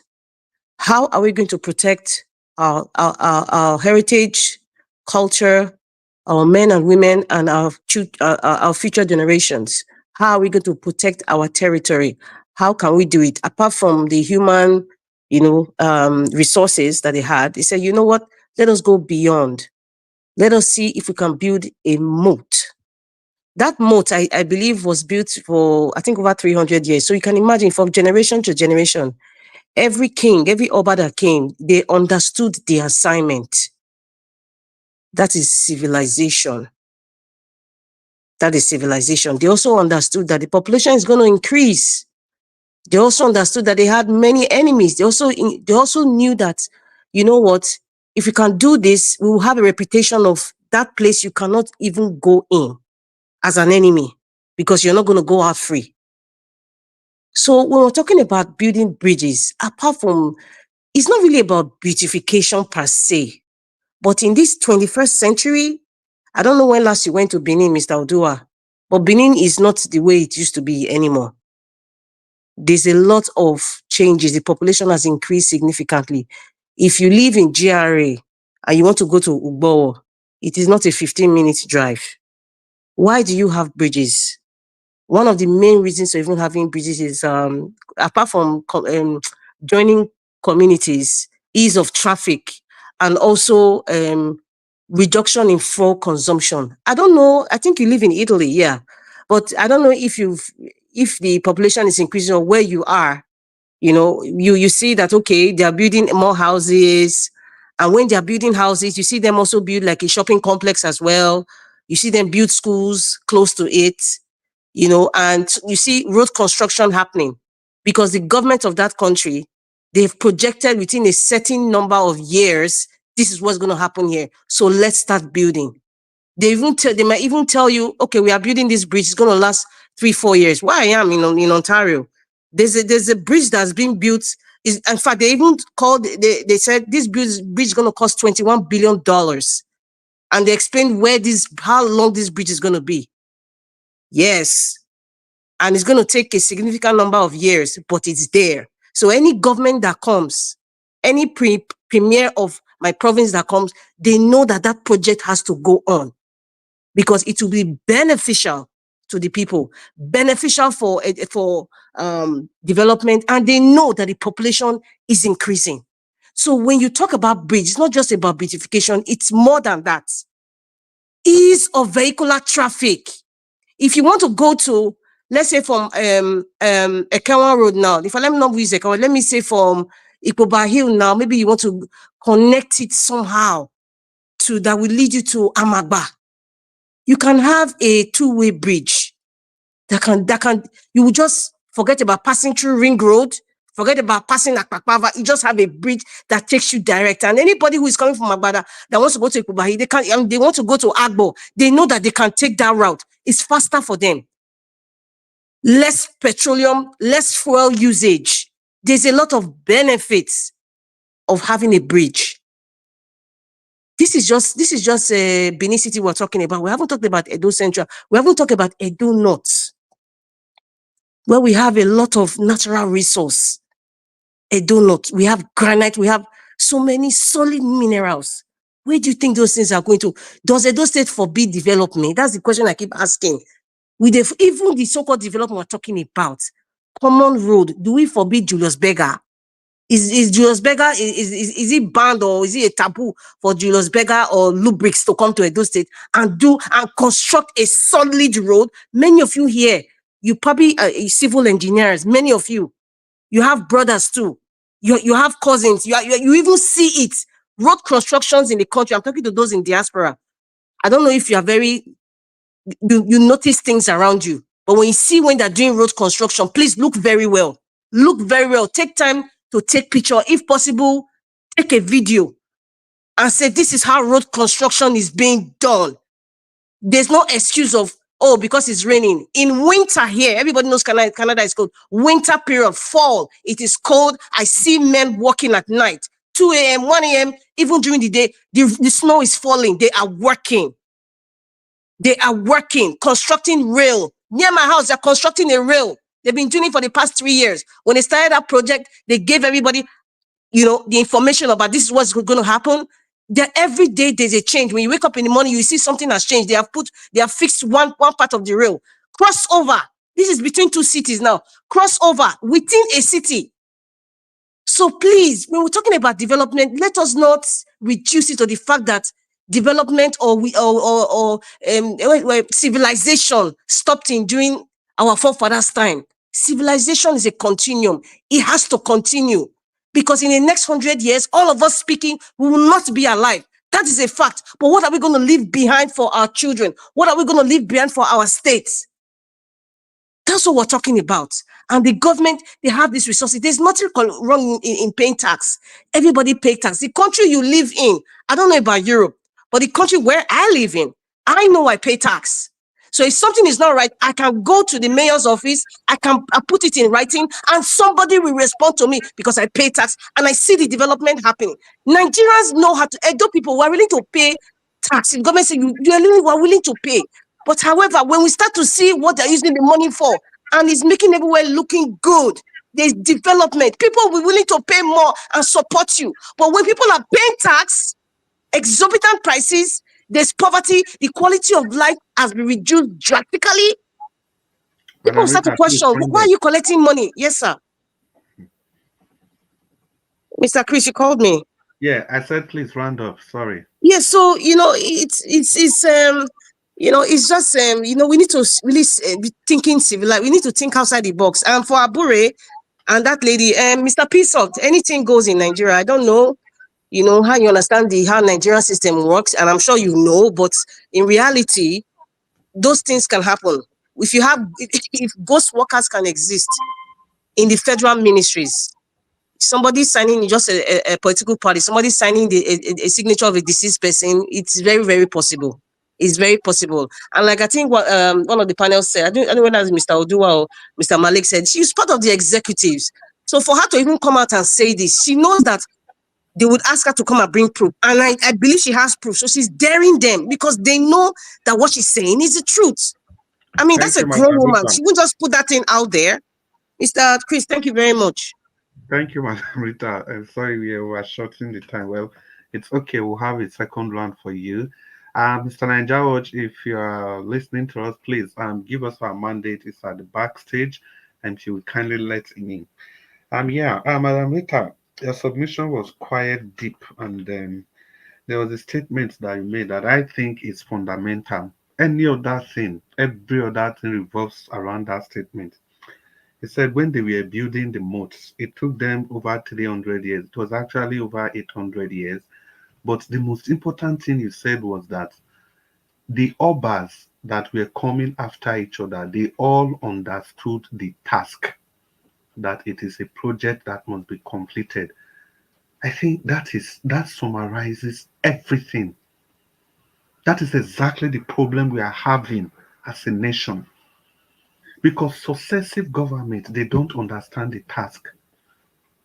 Every person, this one will just come and start doing something I don't know. The other one will come and start his own policy. And that is why we are making so many movements but no progress. Not until successive administration understand the task.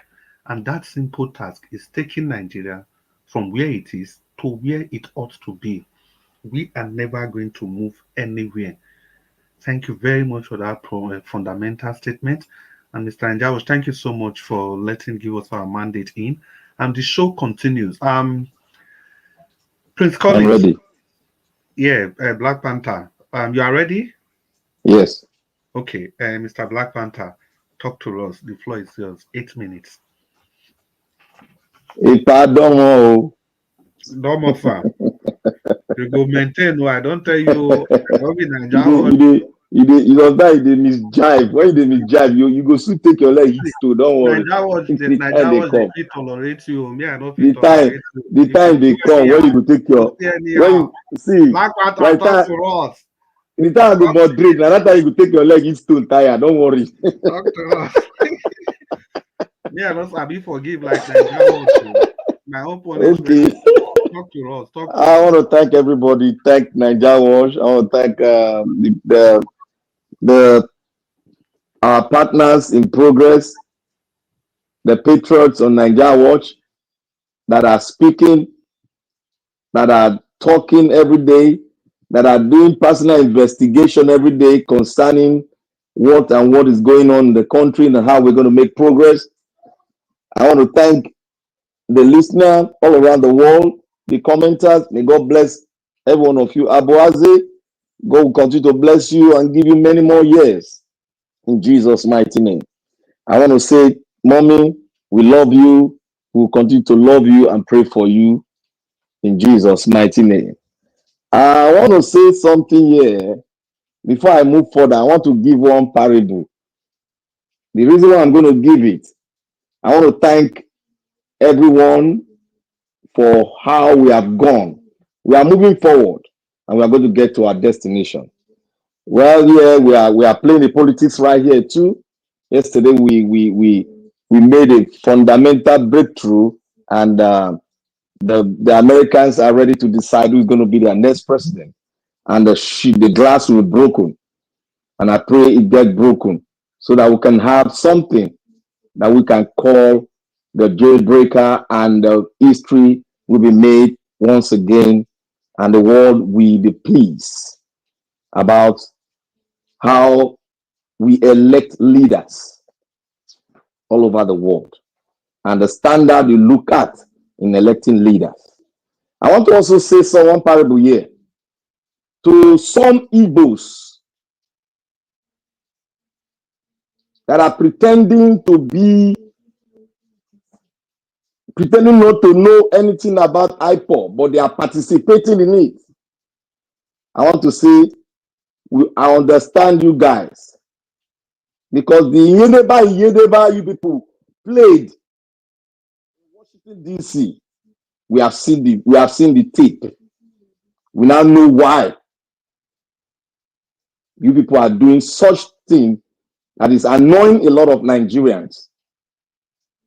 And when the time comes, I will send this video to Nigeria Watch and I'll open the canker worm here. Thank you to everybody. I want to say today's video, Mr. Peaceop, God bless you. Like I said yesterday, you are a very intelligent person and smart.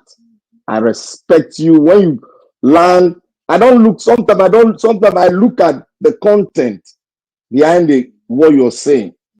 The other time I said this was not the right time because of the ethnic whatever that is implanted inside it. That is a personal thing.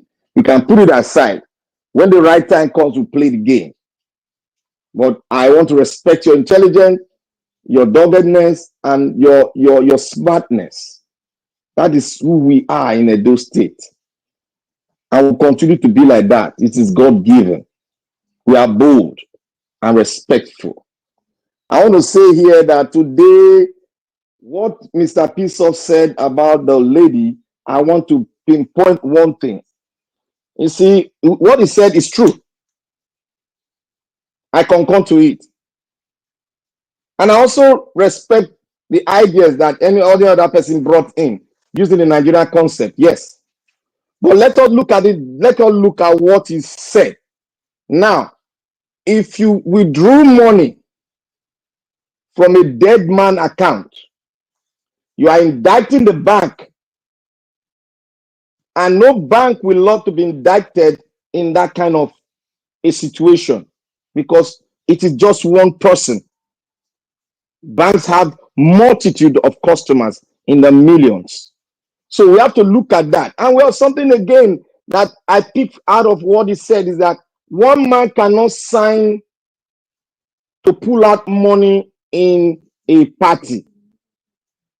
One man is not the signatory. There must be signatories to that account. And if those signatories is not collated, that money cannot move out. So what that lady is saying, she is not saying the truth. She does not say the truth. If you have participated in political party and the political structure, especially the financial part of it, there must be two to three signatories to every account before money can be pulled out. It's a process. It might be done in illegally or legally. Illegally, what I mean is that 2 or 3 people will connive to take the money. But one man cannot pull out that money because the money is a dead man money and is a public figure, and the bank will take note immediately that is announced. So there is a sort of a question mark, a red flag in that argument, in what she presented to the world. There's a Black sort of Panther, red flag there. Yes, Black ma'am. Panther. There's Yes, something that ma'am. you forgot. She said emphatically that the money went to his wife's account and his siblings' accounts. Yes. I know that one. What I'm saying is that where Pisoff is coming from, he just made a yes, sir. Randolph, sir. No, not finished now. Not the 8 minutes. 1 You minute. take my time now. 8 minutes now. 1 minute. You forgot to say you take my time. Okay. Okay. 2 minutes. 2 minutes. Okay. Because there are signatories to that account before money can be pulled out in any organization. It's just a protocol. That is a norm. There must be 2 or 3 signatories to that account. Must be because three. Must be three. Because it's not owned by one man. So there's a red flag in our argument. So let us see if she will come up with the full details of it all. We cannot judge now, but I concur with what Pisoff said. And I want to say concerning Edo State, we never develop if we don't change our mindset and the standard of selecting our leaders in Edo State. If we don't change the mindset of this tribalistic, rotational, whatsoever they call it, that's the bane of our problem. And those that are gathering themselves to say they are talking about picking from one side, they are all being induced, like I said, either by tribe or financial inducement. Those are the 2 things that are troubling every organization in Nigeria. And it's now a norm in every fiber of Nigerian, both home and abroad. It's existing. It's left for us to purge it out or to remain in that. And if it remains in us, we are not going to make progress. And Mr. Obi said one thing that I picked. Mr. Obi is in line. The fundamental things of Nigerian issue is the constitution. You hear he was talking about the parliamentary system to save costs. That is his direction. Like we said here, that Mr. Obi cannot perform excellently well if that constitution is not changed. He knows it. I've been spreading it and I've been saying it. If we does not concur with it, if we don't discuss our existence as a nation, we will continue to swim in this dirty water that will consume everybody, and to God save every one of us. What are we going to leave for the next generation? We will be abused. We will be cursed that we didn't do nothing to change the system. Now is our time to keep speaking this word. There must be a constitutional review. There must be a constitutional change. There must be everything that will revoke that illegal constitution that was put forward by a decree by Abu Salami. We must stand our ground. If that's the only thing we fight for, let us fight for it headlong. As the South Africa fought against apartheid headlong. Many people are going to come down, but let us fight headlong. If we don't fight headlong, we'll not get it. Thank you, my brothers and sisters. May God bless every one of us. Yeah, and amen, and you too. Well, thank you very much. Give us our Black Panther for your submission. I'm always passionate. Yeah, I like that. And let me just quickly welcome the people that are joining us. And George Efosa Igbinedion, welcome to the show.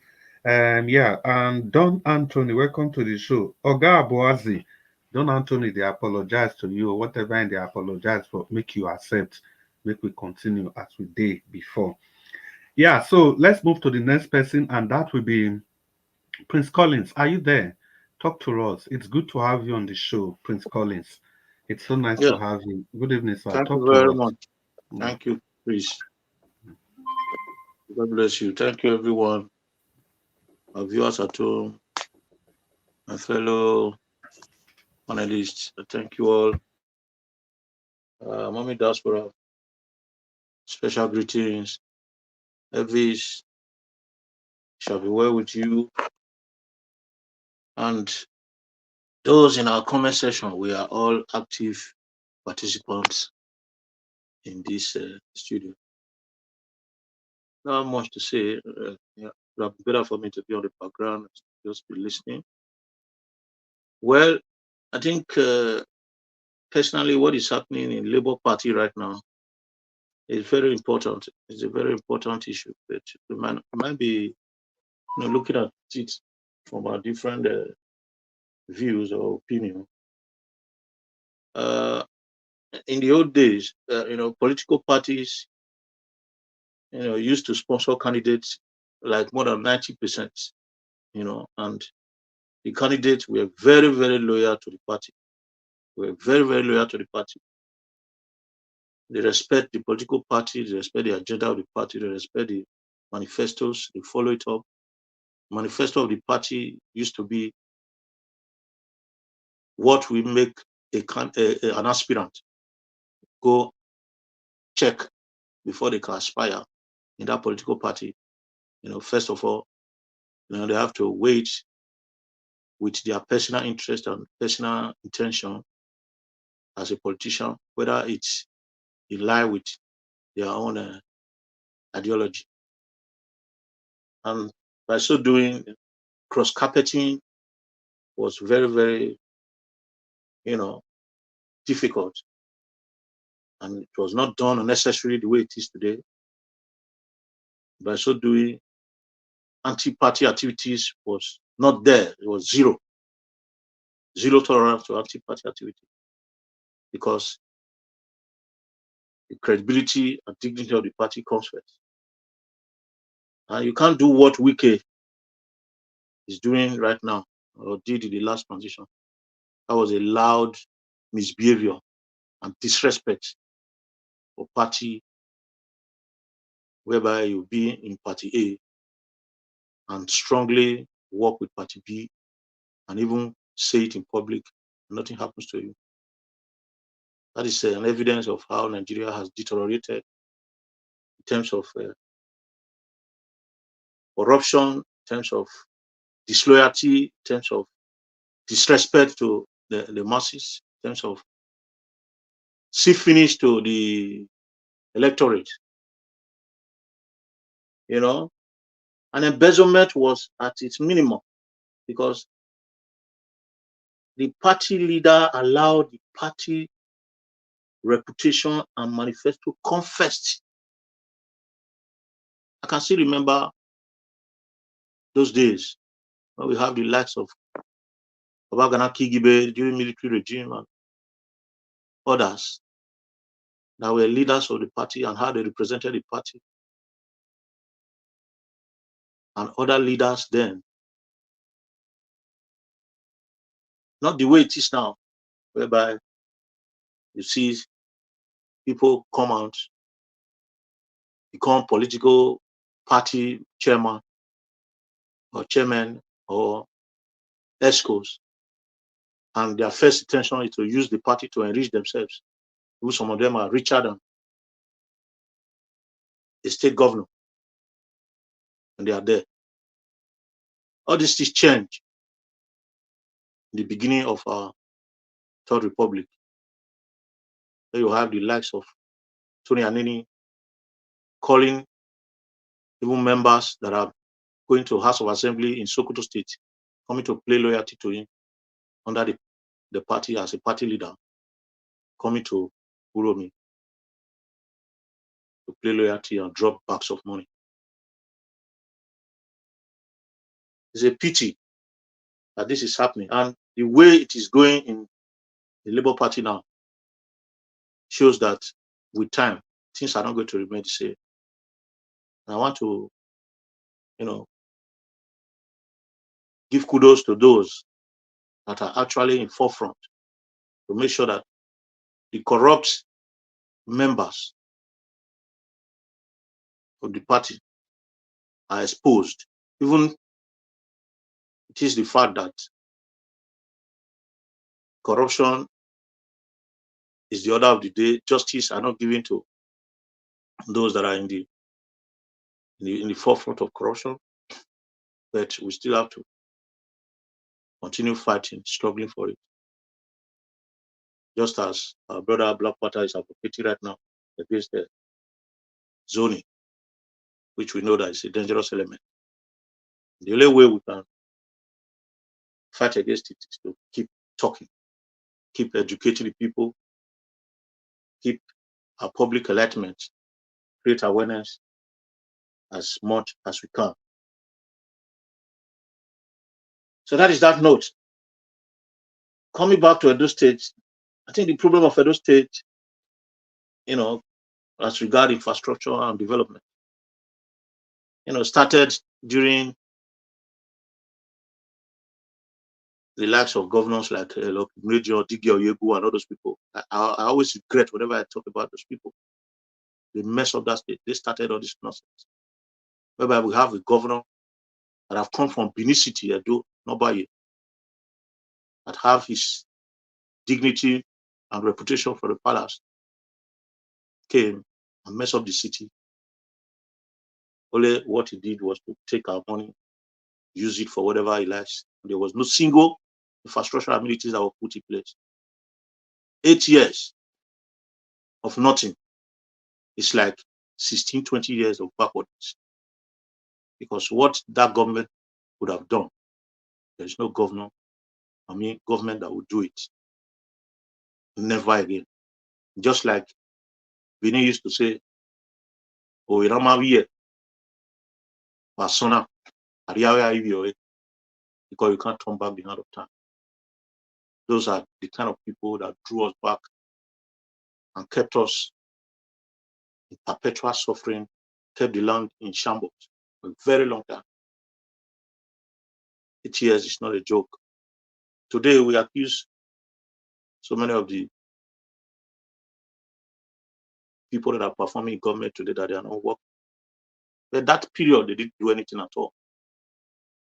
I was an eyewitness to everything. Apart from a good street, nothing was done. All the resources wasted, shared among party leaders and party chieftains. My brother, round up, sir. Yeah. So moving forward, we have to keep talking, speaking, to see if they will do the right thing. At any point in time, we shouldn't let our voice loose. We should keep speaking. And by the grace of God, we might have the best anytime. Thank you very much. I appreciate everyone. Thank you, sir. Yeah, that was quite intense. Although it was coming slowly, gradually, laboriously, it was intense. And even that Egun Street where you talk about now, may we not forget say now Botticelli now do that place so in collaboration with the government, not even the well Italian people will call them Botticelli. Yeah, now them do that road, not even that government. That government just pack the whole money come out. Well, get with it, it surprised me here. My people, I don't fair beg all of us when we use the like and the share button. But I just surprised man, the thing no they go up. I beg. And people wey dey this panel, wey dey, especially the people wey they listen to us, people wey they comment. I go call all of una name o, make una before Black Panther, the last person talk. Abeg, make una use the like button, make una use the share button. If una go fit, make una still use the dollar sign. Make una subscribe to this station. I know say we still get the 1 million man target wey we dey look onto, and we hope say we go fit achieve am. Make una use the button or I go call una name. Give us our mandate, they ready. Oh. If I call name soon, because I want to see this share, I want to see the like go up. I want to see am physically. George Efosa Agbenedion, I greet you well, well. Make una use the button. Don Anthony, Abuazi, Oga Spina, make una use am. Desmond Triple E, Patience Egianlua, Paradigm Concept, Michael Okata. Una good evening. Una do well for joining this program, but make una use that button. Aniagba Emeka, Stella Afini, Mercy Foster, Madam Peggy Modi, Utazi Ikechukwu, yes, I got that right. Abe Johnny, Ikpomosa, Teddy Osage Idehen. Una good evening. Nigeria was true. We salute for una. Say, but that button might be the thing. Make una use them. Una try. The comment, I did see una comment there.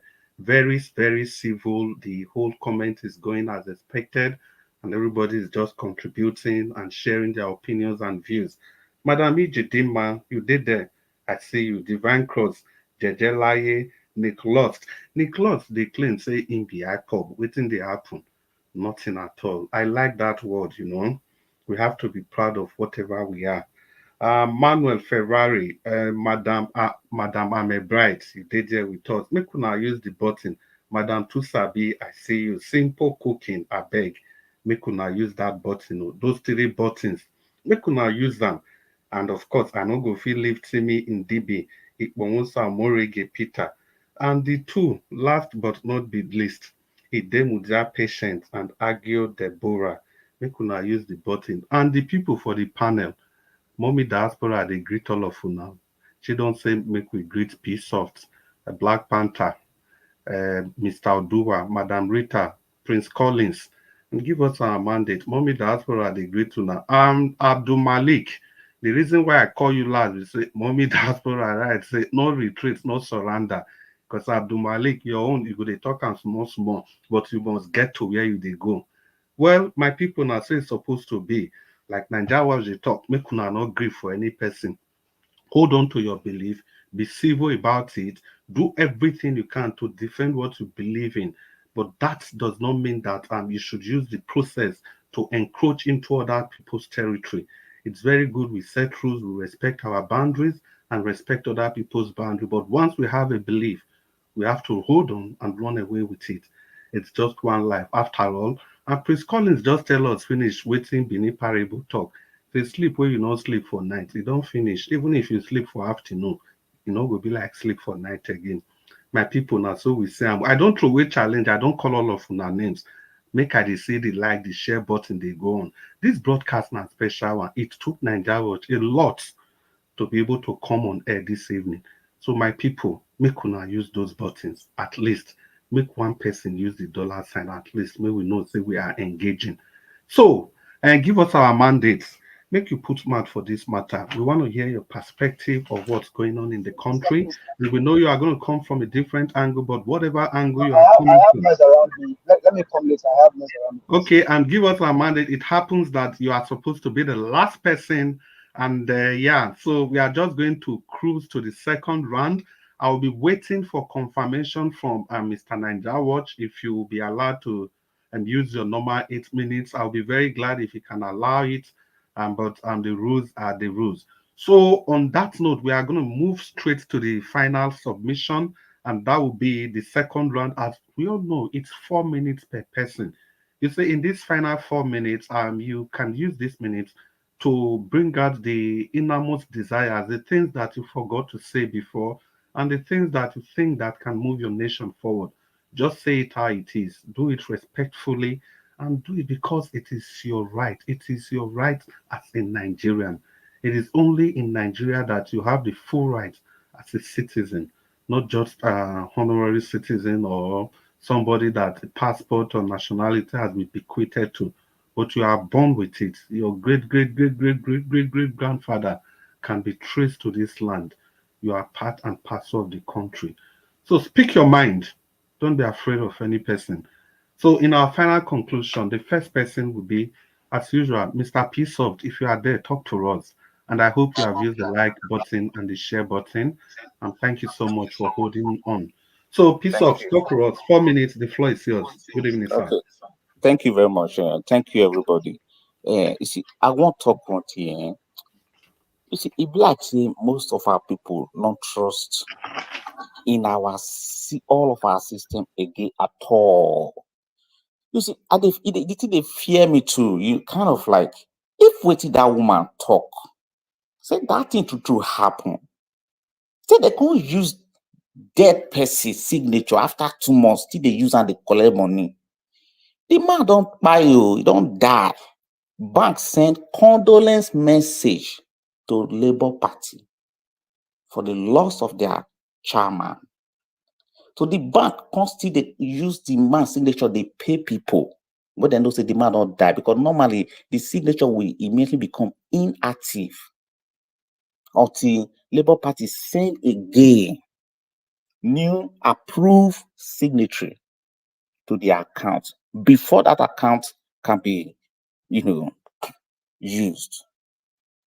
That thing when this woman talking, if people hear them for our side, investors hear them, they go run from the country. It simply means that by tomorrow morning, the director of that bank should be picked up by the EFCC because that statement could cost Nigeria a very heavy price. Nigeria as a whole. That accusation. Sometimes when people talk, people don't weigh the weight of the accusation. You have to look at the weight of these accusations. The lady might be bitter against Julius Abure. That's her business. See, we must be careful. She must be careful so that she will not become the victim of tomorrow. Because she just indicted the whole bank, that whole bank, and it's a big problem.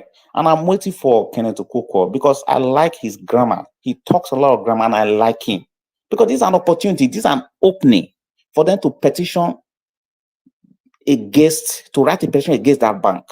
If they have all this information, any Labour Party member could do this. It does not necessarily need to come from from the top Labour Party members. They should petition against the director of that bank immediately and write petition to the EFCC. That's how it works. So she don't just be coming on air to tell us all these bogus things that even the presenter that was asking her the question would be shocked at that level. Manarita, I really do appreciate your input when you talk about the civil servant. Yeah, civil servant is completely different from this. I want you to understand that. Civil servant, is a shaded something. You have ghost workers, you understand. But this one is a national party chairman that the banks knew that this man had died and they sent a condolence message. Automatically, his signature becomes inactive. I expect Kenneth Okonkwo to look into this because he's a lawyer, so he should be able to, give us a feedback. I really do appreciate everybody. Thank you very much. Thank you so much, my brother.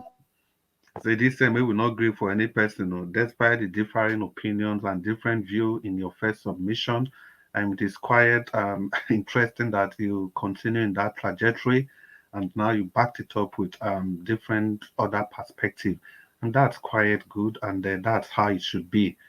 Yeah, we'll just move on to the next person, and the way it is here, that will be Black Panther.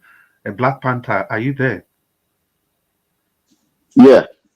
Okay, just before you talk, Black Panther after you, so that the other people will be ready. Abdul Malik, it will be you. After Abdul Malik, and Mr. Odua, it will be you. After Mr. Odua, and Prince Collins, after Prince Collins, give us our mandate, and Madam Rita will be rounding up the show. But before that, give us our mandate. Um, After Abdul Malik give us our mandate, if I have not heard anything from Mr. Nanjawa, then you talk to us for 8 minutes. Thank you. Black Panther. Yeah, thank you. Sorry, nothing is impossible. Black Panther, sorry, nothing is impossible in Nigeria. It might be surprising. Nothing is impossible there. Not true now. Not true now. Everything possible for Nigeria. Oh, thank you once again, Mr. Moderator, Mr. Chris from Finland. You don't change, I'll not be Dublin again. Talk to us. Russia, the trek they come with me to now. So yeah, talk to us. Okay, I want to thank you very much. You're doing a great job. Thank you for your steadfastness.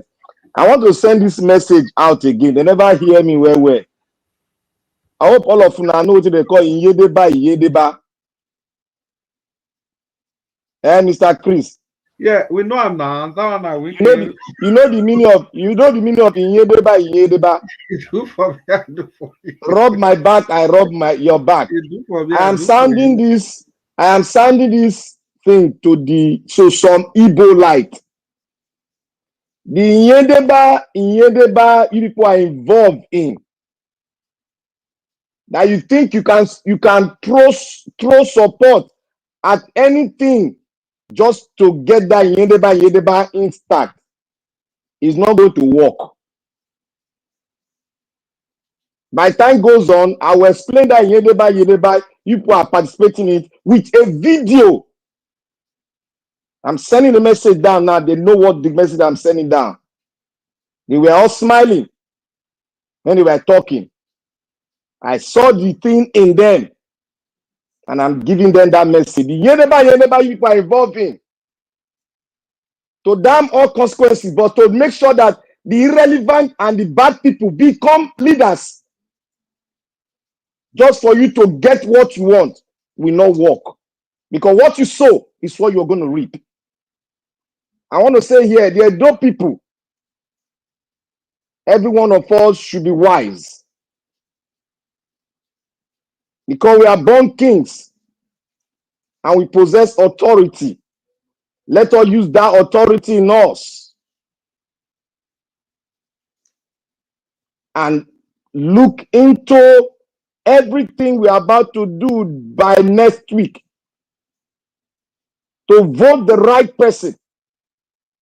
Not the person you put in and will come back and you start regretting the way you regretted voting for Baseki. Like I have said, the two political parties that have demeaned the country and demeaned the state to its bare minimum of poverty. We should not recognize them. We should chart a new course. And that new course is for us to try somebody we've not tried before, a party we've not tried before. And we have seen what they are doing in other states. They are closer to the people and they function with the people, not to exercise authority over the people as if they are stooges and slaves. Vote Oluchi Opara of the Labour Party to break all this in Yedeba they are doing. We must break it because PDP, APC is never the best party we can vote to bring Edo State to what we are talking about. Good roads, pipe-borne water, good bridges, and good landscaping all over Edo State to bring in and attract investors like everyone in the diasporas that are hungry to go back to Edo State to invest in their motherland. That is it. We must vote for our Labour Party. Oluchi Opara is the man that we look for. Thank you very much, and may God bless every one of us. Amen. And you too. And thank you very much, Mr. Black Panther. Thank you for that submission and thank you for your time with us. Give us our mandate. Get ready after Abdul Malik. So if we get a confirmation from Ninja Watch, yeah, we'll follow the confirmation. But if we don't, give us our mandate after Abdul Malik. You talk to us for 8 minutes. Oga Abdul Malik, make you talk to us. Good evening, sir. Oga Chris, are you looking for me? I be say, give us our mandate income after we don't finish the first round. So we'll be the wait confirmation whether may we give an 8 minutes or 4 No, minutes. give her 8, I beg. Yes. Okay, thank you so Thank much, you, sir. sir. Yeah. Yes, sir. So Abdul Malik, make you talk to us so you don't reach your turn. For Yeah, Benin, they say, or don't we have some like the boyo if how did they talk and say if village head reach your hand, not be waiting this surprising. So today, village head don't reach your hand. Abdul Malik, may you talk to us. yeah, good evening once again, Mr. Chris. Good evening, sir. Yeah, you see, we all know in any organization, before money will be withdrawn in that organization, either treasurer or financial secretary and the president or chairman, they must be signed. You see, in Nigeria, anything can possible because you are talking about FCC. Where is Yaya Bello today? Yaya Bello have been proved how many billions of naira he embezzled, but till today, EFCC have not caught this man. Nigeria, the system is not working. If you are talking about EFCC law, you are talking about the country that system work. Nigeria, the system is not work. Anything can happen in the country. This woman is one of the executive member. You know what she's saying. But I'm not telling you she's saying the right thing, but they verify. Yes, it can possible in Nigeria. Anything can possible in that country because the country is mixed because there is no system is working.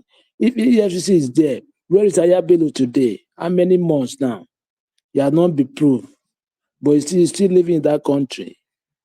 There is nothing is working in the country. Let us not deceive ourselves. Yeah, that is just, you see, in those states, they need to vote for Olumide Tabis because it will save money for them. As he did it before when he was in a NBA chairman, he will do it. He will still do it again. He will save money for them, and he will try to develop the state. It's not that it's 100% cent, but it will be better than others. Yes, that is what I see. They should both vote for him. But the way the election is going now, it's like PDP and APC. They are trying by all means to rig the election. Yeah, it's not that 100%. They are trying to make sure they rig the election, especially APC. That is what they are trying to do. That's why you see today they banned which is they banned vigilante in Benin. There is no more vigilante in Benin. There is Benin government vigilante. They stop it according to the Nigeria Federal Police. They want to rig the election to that man, to APC. And if they rig the election, I believe nobody will do anything because the way the country is going. Because that very day, if they rig the election, if they're quiet, they will succeed. But if they rise up, the citizen, they will not succeed. Yeah, they Make need you to hand do up, sir. something about that. Hand up, Thank you sir. very much. Yeah. And thank you so much, Abdul Malik. Thank you for that wonderful presentation. And while we were busy presenting our thoughts on the issues surrounding our nation, and some other people joined the panel, and I would just like to recognize them. Gift, I want full. I hope I got that right. Obi Achuko and Everest Kelobo Ova, una welcome to the show. If una never use the like button and the share button and even the dollar sign, make una use them. Once again, Everest Kelobo Ova, welcome. Obi Achuko, welcome. And Gift I want for welcome. And give us our mandate. It don't reach your turn, no. So you have to talk to us 8 minutes, and you will also have the opportunity of giving your final submission. So first of all, talk to us for 8 minutes. Can you hear me? Yes, we can hear you, sir. Okay, thank you very much, Mr. Chris. Greetings to you and the panelists and everyone. Greetings to Mr. Helvis. We greet you. Maybe that's for our comment section. Everyone, greetings to everyone. Thank you for allowing me. Thank you for the time. I do appreciate it. Well, I think as Nigerians, right, I don't want us to either believe or behave as if we don't know the country that we come from. And I'm going somewhere. The current MBA chairman, the secretary or the treasurer came out.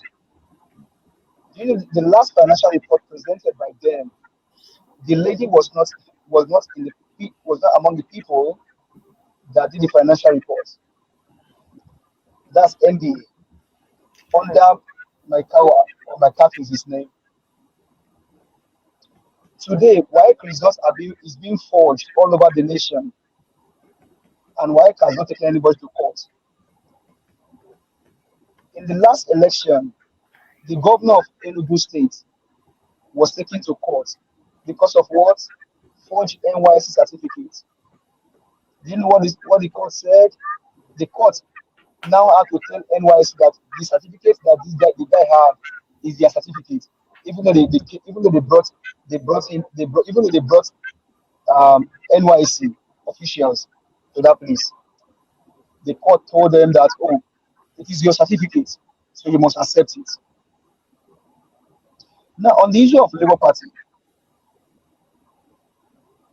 that lady may have said whatever she wants to say, but that does not mean it is impossible that such will happen.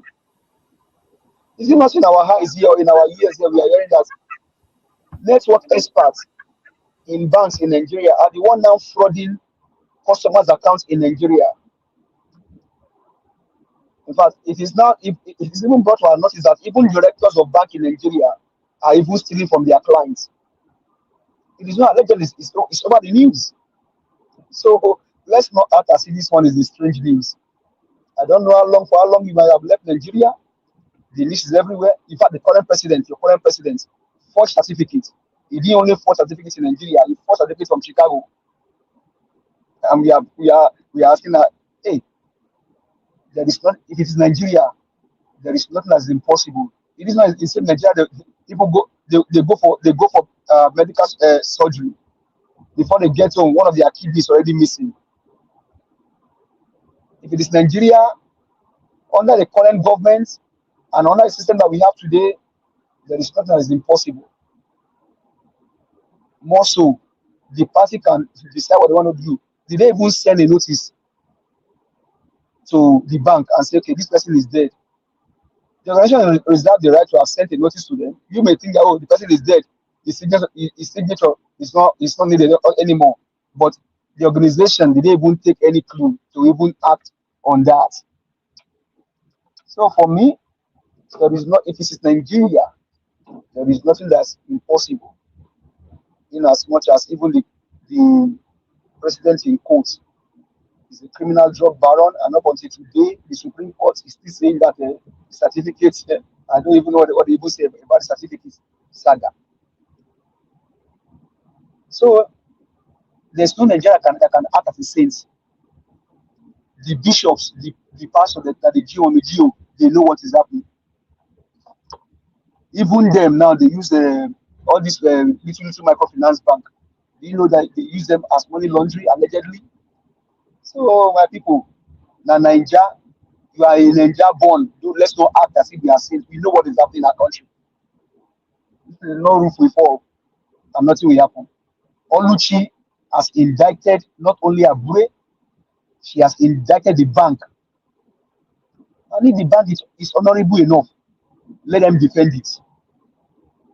It's not the first time she's saying it. She has said it some months ago. This is a rebuttal against Abure. So let them come and defend themselves. And then for Edo State, I was glad seeing Oluchi Opara sat down today at the CSO meeting, talking with the people. That is how governance work. That is governance, addressing issues. And one that came up is the issue of marriage. Olumide just told them, I'm married. But how does that even affect the election? Is it Olumide's wife that is running for the office of the government of the governor? And that's why, as a people, we behave as if we don't even know what is happening. Now, my brother that spoke earlier said 8 years. You were here some days ago saying 8 years is not enough for Baseki. But for those people in those days, 8 years is even more. Where do we stand? And that's the issue with Nigeria. If it is for me, it is good. If it is not for others, oh, it's not good. Do you know what 8 years means in a man's life? Then add another 8 years. Add another 8 years. Buhari did 8 years. Only God will help us that this one will not even cross 4 years. Because if you cross 4 years, add it to your years, add it to my age. The people are finished. This government are not even know where they are going. So my people, Olumide Opara is the clear choice. Do it for him. Let him liberate the state. I think I saw also in a video where they were asking them to sign a peace accord. Well, I'm not against the peace accord, but the last peace accord that was signed, what was the outcome? And the man asking them to sign peace accord, who is he? All these wicked men destroying our country for their own self-aggrandizement and then for their own self-will. So thank you very much. I appreciate it. Wow. Wow, wow, wow. Thank you very much. I was just going to tell you to round up, and then, yeah, you rounded up at the very minute I wanted to say that, that's telepathic communication. And thank you so much. It was our mandate. You always deliver, you always hit it where it pains much. Yeah. And so we'll just continue in the broadcast. Yeah, but before that, I think we have some new people. Stella Imasemedo, welcome to the show. There's no way I could have missed your name, Madam Stella Imasemedo. And Destiny Biosa, welcome also to the show. So the next person will be Mr. Odua. Mr. Chris, Yes, sir. Yes, please, sir. sir, if you allow me for maybe 10 or 15 seconds. Yes, I please. think even we ourselves on this channel, right? Yeah. And I thank God for the man, the owner of the channel, Mr. Elvis Onyedika, the money diaspora. I think if we are standing against something, let it stand for this from this temple. Let it start from this temple. Yeah. We must in all ways fight against tribalism, sectionalism, and nepotism. Because that is the hallmark of what we are facing as a problem today. I tell you honestly, I'm not a perfect human being, but I can eat with anybody. In as much as you're a Nigerian, we can roll together until you prove otherwise. We can roll together. And until we employ that mind, we are not going anywhere. Thank you, sir. Yeah, you are perfectly right. And then you understand these are the core principles of Mr. Naija Watch. And anytime it comes to tribalism, ethnicity, nepotism, it can take anything. But when it comes to these three vices, sorry to say, he usually treats them with dispatch. If you see the people that have been removed from the WhatsApp group, maybe they are pardoned again. These are the three crimes that people can barely escape from Naija Watch. It's zero tolerance to these three things you mentioned about here. So that is it. Yeah, that's what this station stands for, and it will continue to be like that. And once again, let me welcome Stella Emma Semedo and Destiny Biosa. A Dua, if you are there, make you talk to us, make you talk to your people. Dua, wherever. And Dua is not immediately available. We go to Prince Collins. Prince Collins, if you are there, and please talk to us. Yeah, briefly, let me quickly, few minutes counter certain things. When it comes to election. And Prince Collins, you go pause for 10 seconds. I did that on purpose. I want to get everybody attention. Make I use this opportunity. Thank Madam Peggy Modi. Madam Peggy Modi, we thank you so much. I want me somebody done the talk before I go talk. And thank you so much for buying this station a cup of coffee. We really appreciate you. Yeah, and It takes a lot for somebody to be able to do this. It's not only on the value of whatever it is that you are giving, but it's the show of commitment, the show of belief on whatever is going on in this channel. And thank you so much, Madam Peggy Modi, once again. I saw that earlier on, but I just wanted somebody to be talking so that I can stop the person and everybody hear what I'm going to say. Peggy Modi, Madam Peggy Modi, once again, thank you so much.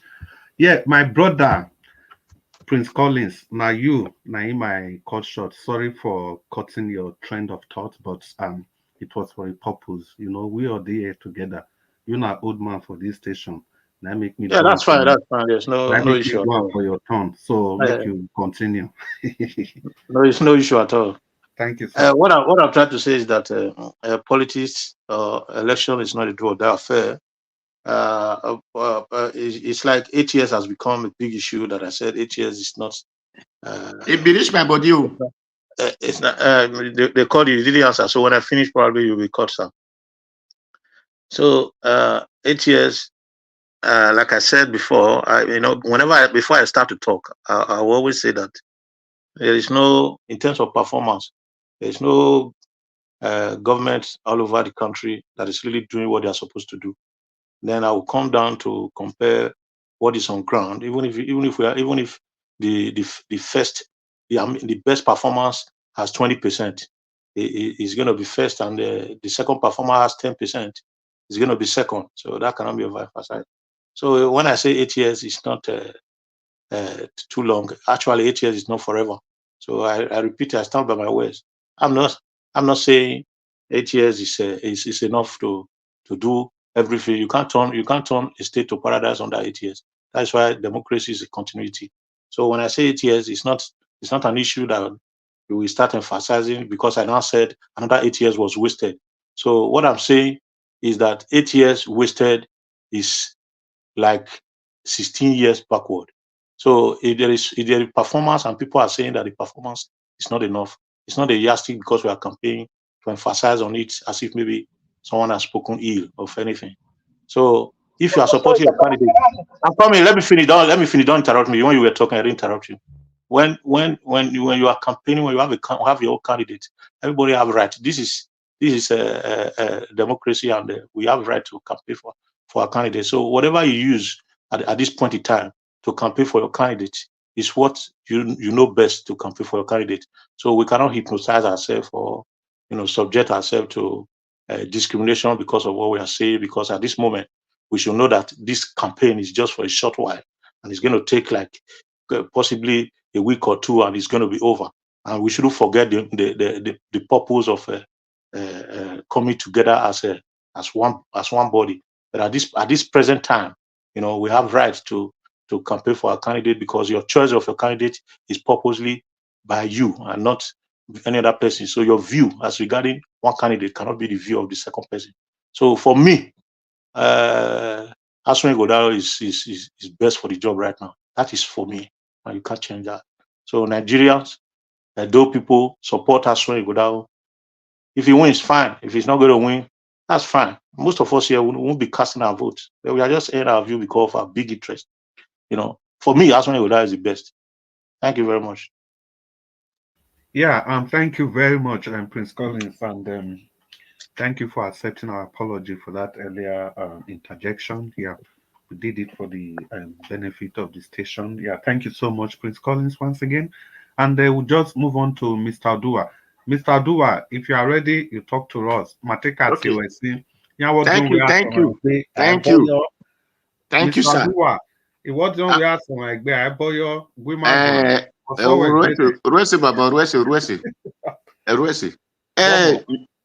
Just as I was saying before, let me repeat. I said it is no breach that Edo State or the city, which is known as the Benin City, need. When person is going to Amagba, he is supposed to take Opa. There is a road. It's called 100 feet road. It goes to what is the name? this welfare side or Iranomagewegbe. That's where the 100 feet came out at upper side. The road supposed to pass through between Guinness and Bendeburi. It's federal road.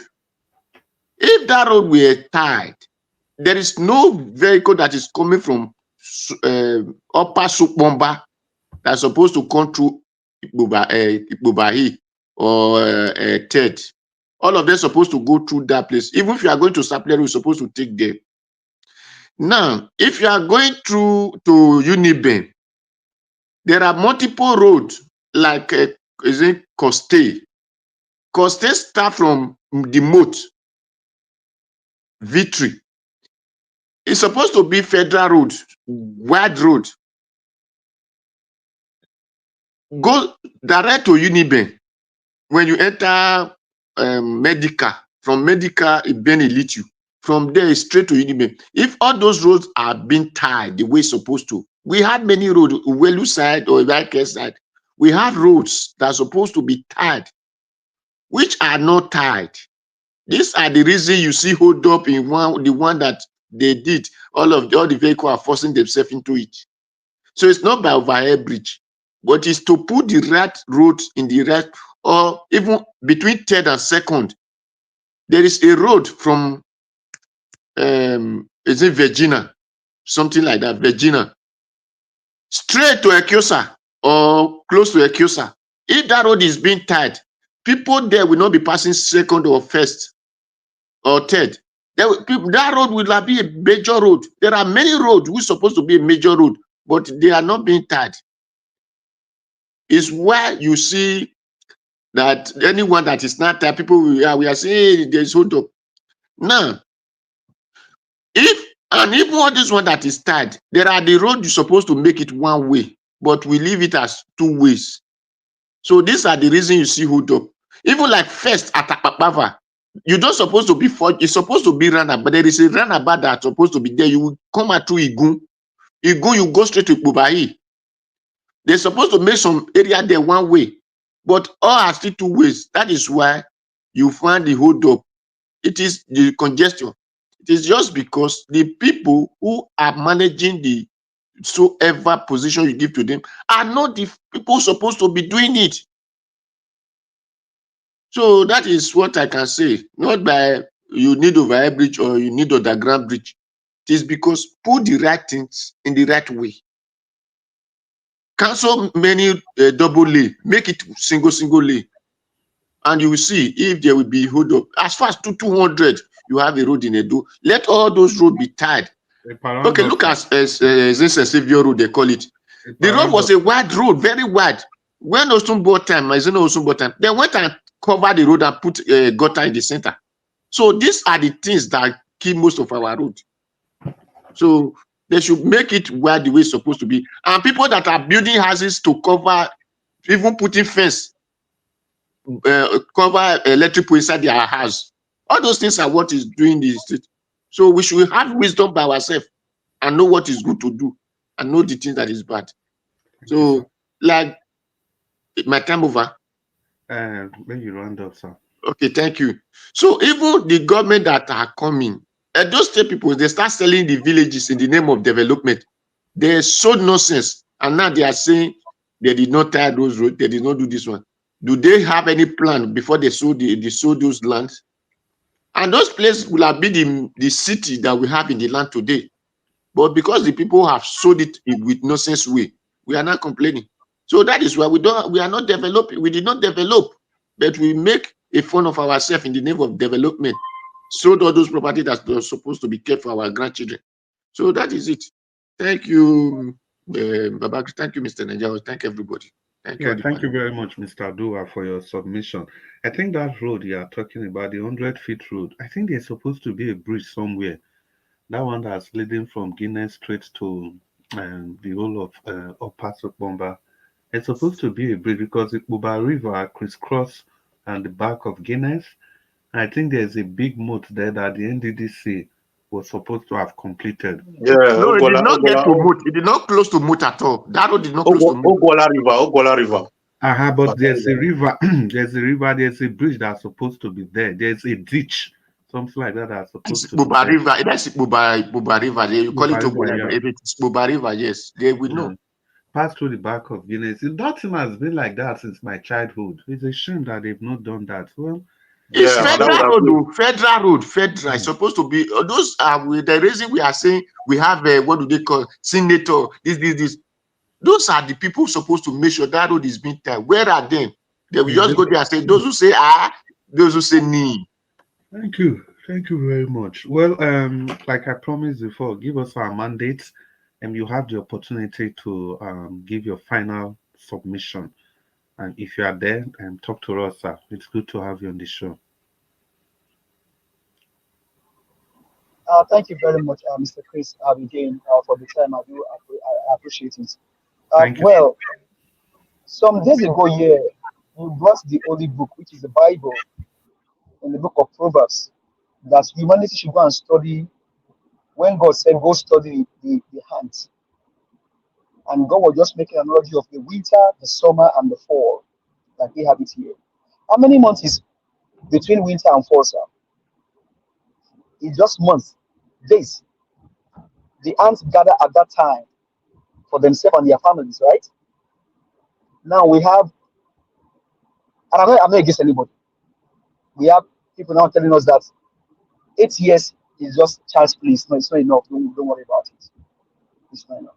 But the question is, how many people can afford to waste 8 years of their lives? How many can afford to waste 8 years of their lives? By the grace of God, I'm a parent, and I think you also are a parent. Apart from medical issue on a child, if you have a child that is maybe 1 year, 2 years, and they are not talking, what comes to mind is Mr. Chris? You begin to wonder what's going on. What's going on? You seek medical attention, right? Yeah, of course. Nigerians, and I just wish that people can see my heart. I don't hate anybody. It just bothers me because by the grace of God, I live in America. By the grace of God, Black Panther will bear me witness. There's a place called Mesquite. There's a place called Irving. There's a place called Denton. Interconnected cities. It takes them less than 3 years to put the bridges together. Maybe one day, if I'm able to get a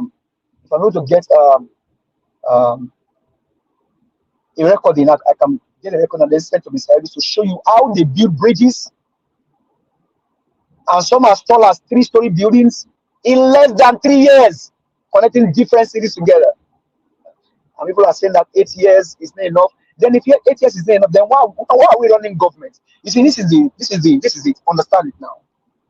This is what they tell Nigerians to deceive them and to steal from their common patrimony. Asua is a failure. Asua is a disaster. Asua has nothing to offer. Asua is a failure. Asua is a disaster. Asua has nothing to offer. Okpawolo is a double failure. He majored in failure. Okpawolo majored in failure. So he has double failure as a major. Both in undergrad and then did masters, now had double failure also in that. These guys have nothing to offer. And until you understand what we are telling you, in the countries where we live, if you watch NFL, and America Black Panther can bear witness, if you watch NFL, a second, in fact, in basketball, a second, it is when I begin to watch sports, I understand that a second can either make a man's life or mad a man's life. If you watch NFL or you watch NBA, you can understand what times means to a human existence. Round up, sir. We are here because of these looters. Look at what's happening in Kogi State. Asua is a cover for Obaseki. Okpawolo, it is Adams that will rule Edo State the third time. The only choice that you have is Olumide Akpata. Vote for him. Somebody asked a salient question for time ago. Said, when you bring in PDP candidates, if they have problem, who are they going to go to? If you bring in APC, who are they going to go to? But if you bring in Olumide Akpata, somebody you can call and say, you gave all this man, call him to order. People, Thank you, sir. Open your eyes, make the right choice, vote Olumide Akpata. Thank you very much, sir. Thank you, give us our mandate. Yeah, thank you for your final submission. At least you were able to have your 12 minutes through the grace of Mr. Nanjawach. Mr. Nanjawach, thank you so much for your kind consideration. Um, we've come to the end of this broadcast, not until Madam Rita has given a final submission. Madam Rita, if you are there, please give us your final submission and your concluding thoughts on whatever we have discussed today. Madam Rita, are you there? Yes, Mr. Chris, thank you very much. Yeah. Um, I'm going to respond. When Mr. Oduwa, you're talking about a lot of things about bridges and road connection, 200 feet by 200 feet, and things are not done, to show that okay, they are thinking about the future. What we are lacking, or what we have lacked for a very long time in Edo State, is visionary leaders, visionary governors. We don't. I think Ubemudia was probably the last one. The other ones after, they're not visionary leaders. They just come to Edo State as governor, as another business hub, to do whatever it is they like, create all sorts of machineries for SPV, special purpose vehicles. And then in the next 4 years, when it's time for them to go, they give some palliative to supporters club and give people reasons why they feel that they've done so well. Because the people will not know any better, because they are used to this stagnation, this sort of stagnant development. So any little flicker of even they sweep the road, it's like, oh my God, this person has done something. As low as just sweeping the road now, that this person is like the best ever. They understand Nigerian elites, the political class, they understand the body language of the people. They understand the gullibility of the people. They understand the emotional intelligence of the people. They thrive on it, and that's what they work on, because year after year, it has been working, unfortunately. So we've never really had a visionary leader, and that's why now when I hear Olumide Akpata speak of the Labour Party, when I hear him speak, he speaks like a man with a vision. He speaks like a man with a vision, not a clean-up man, not a man that is being brought in by some godfather or friend or political party that, the bedrock of, of that party is subdue, and take. So it's unfortunate. Right now, this is the time for a new dawn. Edo people, Olumide Akpata of the Labour Party. See, Mama, Papa, and Piki, LP, that's just the logo you should look out for. Because these other candidates in the other APC and PDP right now, what's happening in those states? In fact, by the way, I want to respond to Prince Collins before I continue what I was saying. You said that just because it's election now, you are kind of like rating the government that they haven't done well and all that. I want to correct that. From the time Governor Obaseki became governor, from 2015, even the 2020, it even became more heated. We have been assessing, we have been talking, we have been investigating the activities of the administration under Governor Obaseki. So now it's just like this is the climax of everything that we have been talking about for the past 4 years. This is the climax. So it is not just because it's time for election that we are talking about the ineptitude of Governor Obaseki and his administration. So I just wanted to correct that. Now, going back to what I was saying, what is happening right now in Edo State between the APC and the PDP? This is the clash of the titans, I would call it. The titans are the federal might and the state might. Over the years, the state might has been using his powers, constituted powers, to display a hegemonious system of government in Edo State for the past 4 years. Now, the opposition party, who seem to have the federal might now, is not trying to say, I have more muscle than you. And then what happens? the state might is crying wolf, wolf, shouting and say, oh, they are holding my neck. They're intimidating me. They are arresting my people. They are doing this. They are changing beavers. That is the kick of a dying horse, because the state might has been exercising their hegemonious process of governing for the past let me use 8 years. No, what is 4 years? For the past 8 years. I would say it was more intense within the past 4 years. Mr. Elvis has always said it. Be careful of the evil you support today, because it's coming back to haunt you, whether in our political life or your private life. Be careful of the evil you support today, because tomorrow it's coming back to haunt you. It's coming back onto your face. When we were shouting here, I particularly, and some other members, even the civil society, were shouting, how can you have elected members stripped? Elected members, elected, not imposed, elected members of a state house of assembly, stripped from their position, stripped, disgraced, embarrassed. And you only had 7 representatives. And then you also went to as far as wasting the hard-earned taxpayers' money by taking out the roof of a narrow complex, breaking the walls, and doing all sorts of things, wasting the resources of Edo State, since they claim that we don't have money. But they have money when it's time for them to fight for their political power or their political, whatever it is that they're looking for. Many people were supporting that. Yes, sir. Please round up. This one that around me, Mr. Niger, what if you are listening, please? Another 2 minutes. No, Madam Rita, you don't already get that. Okay, I'm going to stop here. I just want to say that we're talking about this. I remember very well. Mr. Israel Asemota, I'm sure you are listening. Mr. Omori, I'm sure you are listening. I'm going to call names. You guys know me. I remember we've had this argument of not having a complete House of Assembly representative for their constituents. We didn't have it in Edo State. Governor Obaseki worked on that. Philip Shaibu supported it. Many of you there supported it, or you supported it. That is something that is not right.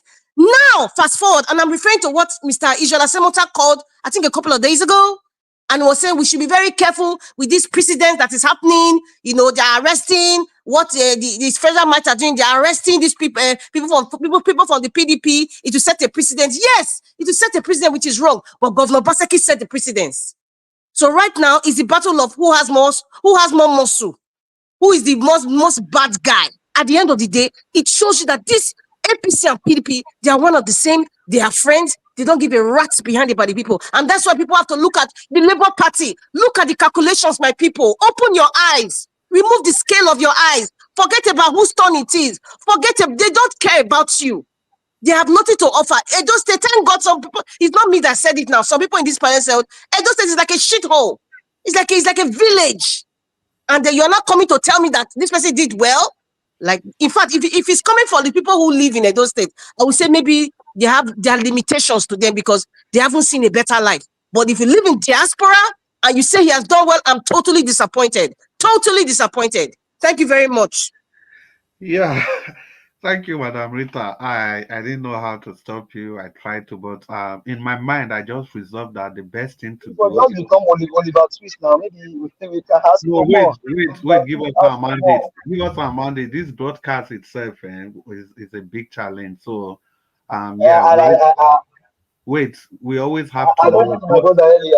Yeah, but we always have tomorrow. But for whatever it is, the way I resolve to handle the issue and for allowing Madam Rita to speak far more than the 4 minutes is to give Prince Collins, who is obviously the only person supporting PDP here, to still have an opportunity to talk to us for 2 minutes at least, to respond, just to make a balance. So Prince Collins, if you are willing to, and we would have ended the show, but because Madam Rita took some time far above her time, and it was Labour Party she was talking about, so you take 2 minutes and talk about the PDP for balance. Thank you very much. Era beyond usual. Sorry, usual beyond era. I appreciate that. You are truly an objective person. You see, I know right now that is the time. You know, you cannot say that I've said he has tried. You know, don't misquote me.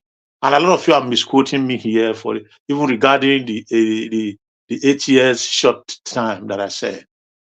You know, I've not. If you listen to how I started this conversation, not quite long now, I said, looking at the general performance of Nigeria governance, it's nothing to write home about. I don't know why we pick those errors and begin to emphasize on it as if that's the only thing we've said. I live in Western world, for God's sake. I pull out of politics because of the dirty activities there. I said it here before. During Oyegu SDP against NRC, I was already a party agent, as small as I am there. That is to tell you where I started from. I pulled out the people that we were in politics together. Many of them have gone to House of Reps and have come back, like the likes of Honorable Samson Osage, the present aspirant of APC, not quite long, the younger brother of Osifo. Osifo, yes, that's the Osifo, young barrister Osifo, the lawyer that was a commissioner. That was a commissioner under what's his name, Oshomole. That lost. I mean that Obaseki didn't allow him to become. To rule as a member of House of Assembly. These are the people that were under me then while we were running politics. I pulled out because the system. I know that what is happening today is going to happen. But right now we are campaigning for our candidate. This person in question, the governor, is not in the ballot. So I don't know why the issue should be an emphasis, because it actually is not in the ballot, because they brought it that day. I just decided to emphasize, compared to other governors in the land, they've done nothing for me. And we have been here together fighting to make sure that these people, they actually do what they're supposed to do. So it shouldn't be used against my words that, oh, maybe because I said he performed better than he has performed better than other governors, then he was the best. No, I didn't say that. And in my opinion, I believe that Ighodalo will perform better.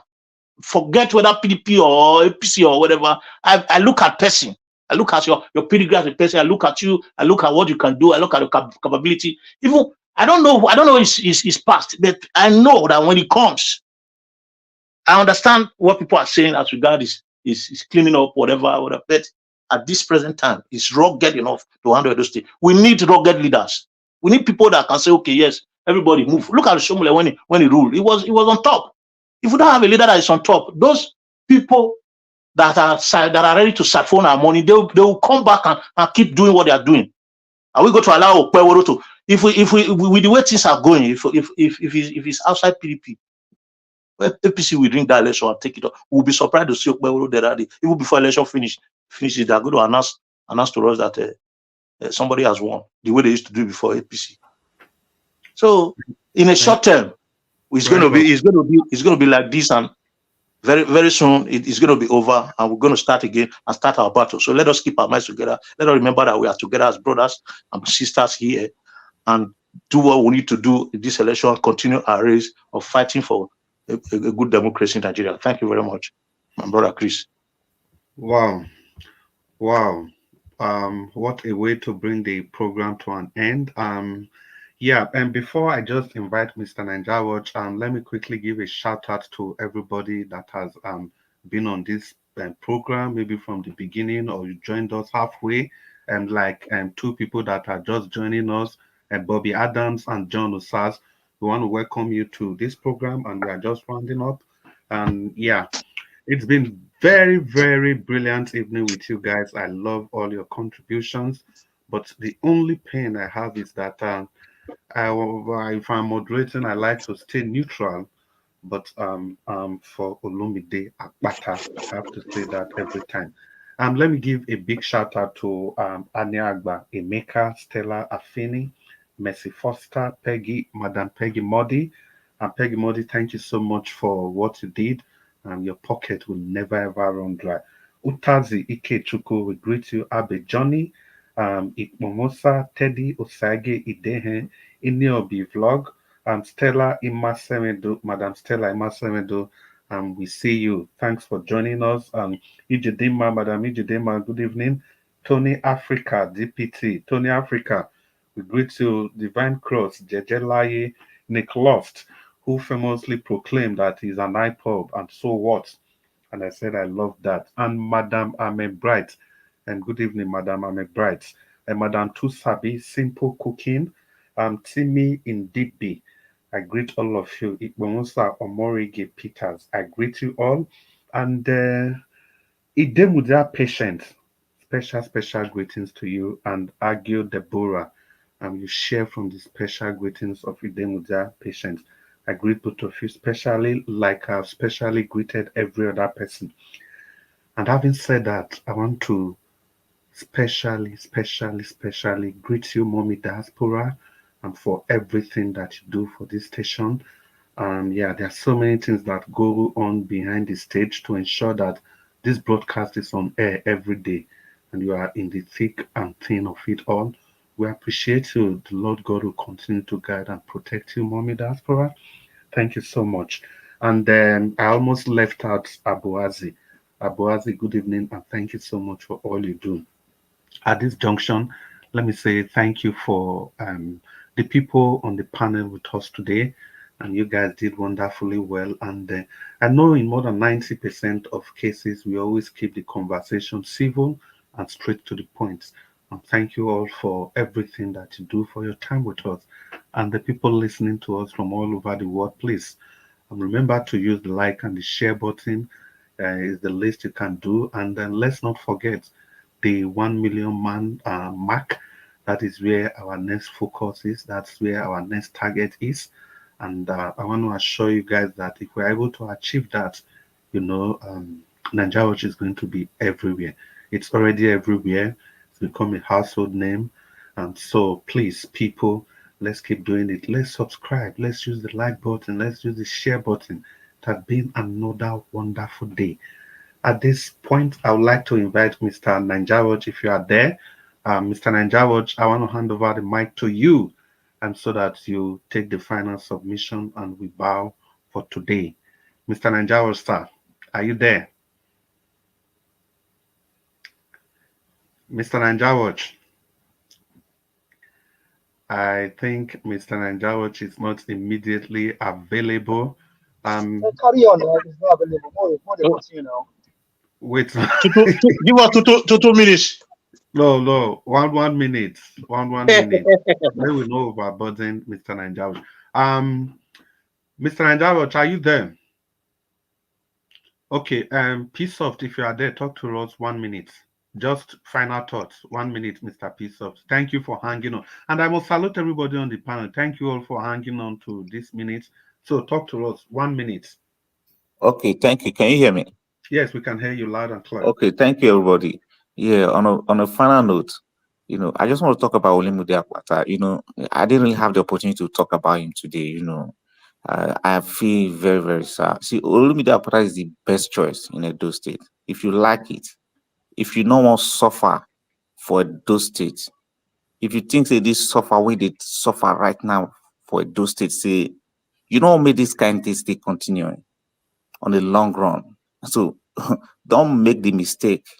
Don't even reason tribe. You better clear that thing off your mind. You see, those sources look like something that tribes can bring. It has nothing to do with tribe. It has to do with commitment. Not waste your vote on APC. I know APC won't win the election because Opaseki gave them the leadway. I understand that. But as I'm not a member of Labour Party, but I support Oluchi Opara. You understand that? What does that mean? Because I want good things for my people. I want to make my people make they feel seafood chop for street. Make they free. Because right now, Edo people not free across the board. Whether you are from Edo Central, Edo North, Edo South, nobody's free. So I beg my people, for your own sake and for your children. Make your children not ask you questions. Oh. I beg you. Put your vote for Olumide Akpata and make sure you stand to defend your vote. Not let anybody deceive you. APC, PDP, they one block. All of them are one block the day right now. They be hunger creator. Go write that thing down. APC and PDP, they be hunger creator.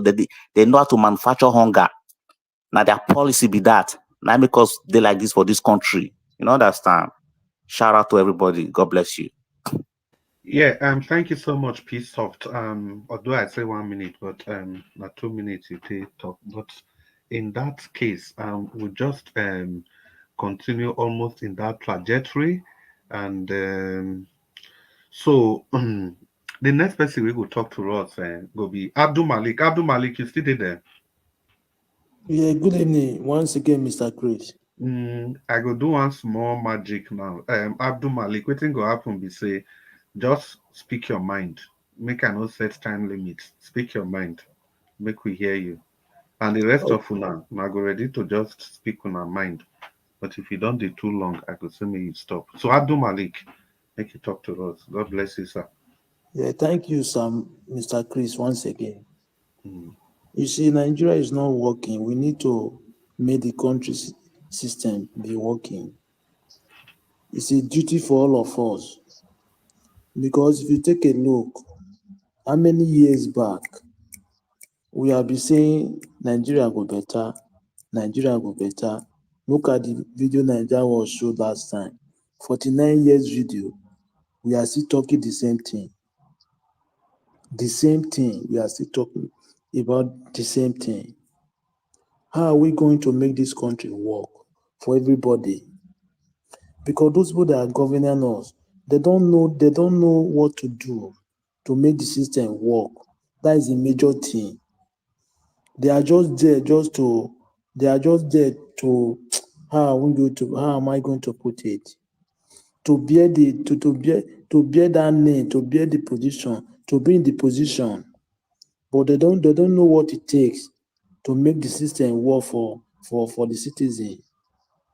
They don't know. That's why the country is not going. How can there is hunger in the land?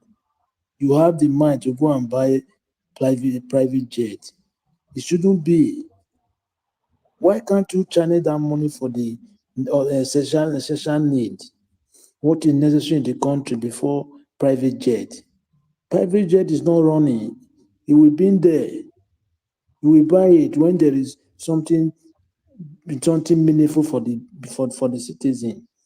Last, you will buy the private jet. Just to take a look now, Nigeria have population. Even when you fix those roads or you fix electric, you will be collecting tax. Between 1 year, you will recover those money you used to do those things, all those projects.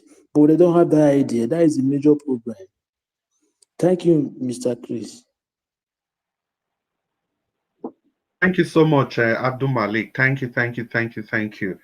Abdul Malik, the question you ask is a rhetoric question. We no need answer. See, when we talk about empathy in governance, now wetin we dey talk with that? You say why dem no go repair road, why dem go buy private jets? Na only people wey get empathy na im go understand say na the people wey dem dey govern na dem go put ahead. But when we are blessed in parentheses, with leaders with stone of heart, leaders that are from the pit of hell, what do you expect? These guys, they simply do not care. They just see all of us as part of their property. They just treat us with utmost disrespect, with disgust. They don't see us as Nigerians. They don't see us as fellow citizens. Can you imagine the Prime Minister of UK? Every time they fly British Air, number 10 Downing Street.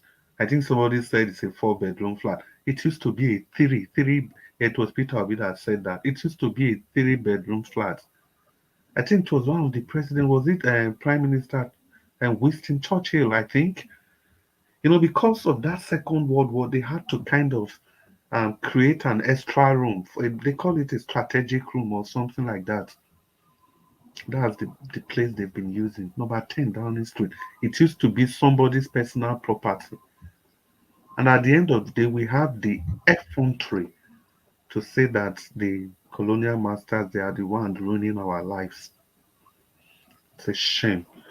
What our leaders lack is empathy. Well, we'll just continue. I would like to call on Mr. Odua. Mr. Odua, if you still did there, may you talk to us. But before you talk, you be like say I leave somebody out. Love Maduka. Madam Love Maduka, sorry I missed your name earlier. I just want to say good evening to you. It's nice to have you on the broadcast. We love you. We appreciate you. Thanks for joining us. And do forgive us that I didn't call your name earlier. So, Mr. Odua, please talk to us. Guma Gwansa, Domo. Thank you, Baba. Well, for those State, me, I know they talk for these parties when it did and the people when it did because their cause, their this itself, go even make me put hand for their back because only person wey for put hand for his back now be teacher. That is a boy of YPP or Kumbawa. Teacher, I know say go do well. He go use ruler take measure yam before he chop. So he go put everything in place. And so those are when they ask where they say black na red, white na black, all those things. Those one their profession alone shows who they are. Well, for there is Peter said one thing. You can go and borrow. Me, I need to ask, why should a person that have big land to make farm, to produce whatever he have, they now leave his land and went and be looking for another person's land to make farm from? Is that not is that not ignorance of life? Is that not lack of vision? Is that not blindness in pretend to be seen, which a doko afwezu? So Nigeria are borrowing money for doing what? On what purpose? Because if that they borrow money and build company, you know that if I borrow money today, next tomorrow I will pay it back because I'm borrowing it to put it here, we generate. You have fuel and you cannot borrow money to build refinery. Why do they go and borrow money? Then you want to generate road. You went and borrow money and you are not generating the road that will return back your money. Well, white man do road, they do toll gate because they make money back from that toll gate. And the road you are putting money, they don't see it. Why did you went and borrow money? You borrow money to buy a vehicle. You did not borrow money to build a company that will manufacture vehicle for you. That is why when I hear people say government doesn't have anything to do with business, that thing touch, I believe it give me headache. Because why did the government not have the right to go and borrow money if you don't have any threat to business? The reason you need money as a government, because you are from the people, you belongs to the people. So go there, bring the money, bring those things that your people need. That is why I love Gaddafi. Gaddafi controlled everything in Libya. He take the oil of Libya, went and bring vehicle, he gave to Libyans. Take the oil of Libya, bring money, he built house for Libya. He make those use of those property for the Libyans. He did not make it for only himself. If it is good, he said, it makes sure that he used to do something in Libya. In Libya, we don't pay electricity. We don't know what is could pay bill of electricity. No. The worst thing that you will hear, Nigeria said they are paying, the government is paying house rent in Aso Rock. I ask, how? To who? Nigeria is the government, and you are still, and Nigeria is the government that built Aso Rock, and you are paying house rent. To who? The House of Assembly, the senator, they are paying house rent. To who? So these are the wickedness of the Nigerians that we enable to say government doesn't have anything to do with business, because We lack wisdom, we lack visions, we lack everything, but we claim to be educated or wise or whatsoever. It's what we are facing. Until we go away from this, our mentality of ignorance that we are the wisest in the world, we are the most educated, we are this. Until we go out of those things and begin to face reality and see this thing we are doing, we are not doing it well. This thing is right and it must be right. Don't say join the multitude to say it is not left. No, this thing is right. It's right. If it is left, it's left. And if you cannot be there, you join them. No, don't join them. Leave them. So all these things is my advice to Nigerians, especially the Satanat who thought they're too educated, they are too wise, they are this. Upon their travel, they cannot use their money to do anything in their own community. They cannot use it to do anything in their street. They will come and start making noise. The government did not do the government, not do that. Who is the government? Is it not you and me? You have the money, use it to do something. Let people benefit from that your money. Show example to others that this is how things supposed to be. So that is what I have to say to also. Thank you, Baba Chris. Thank you, everybody. Thank you very much.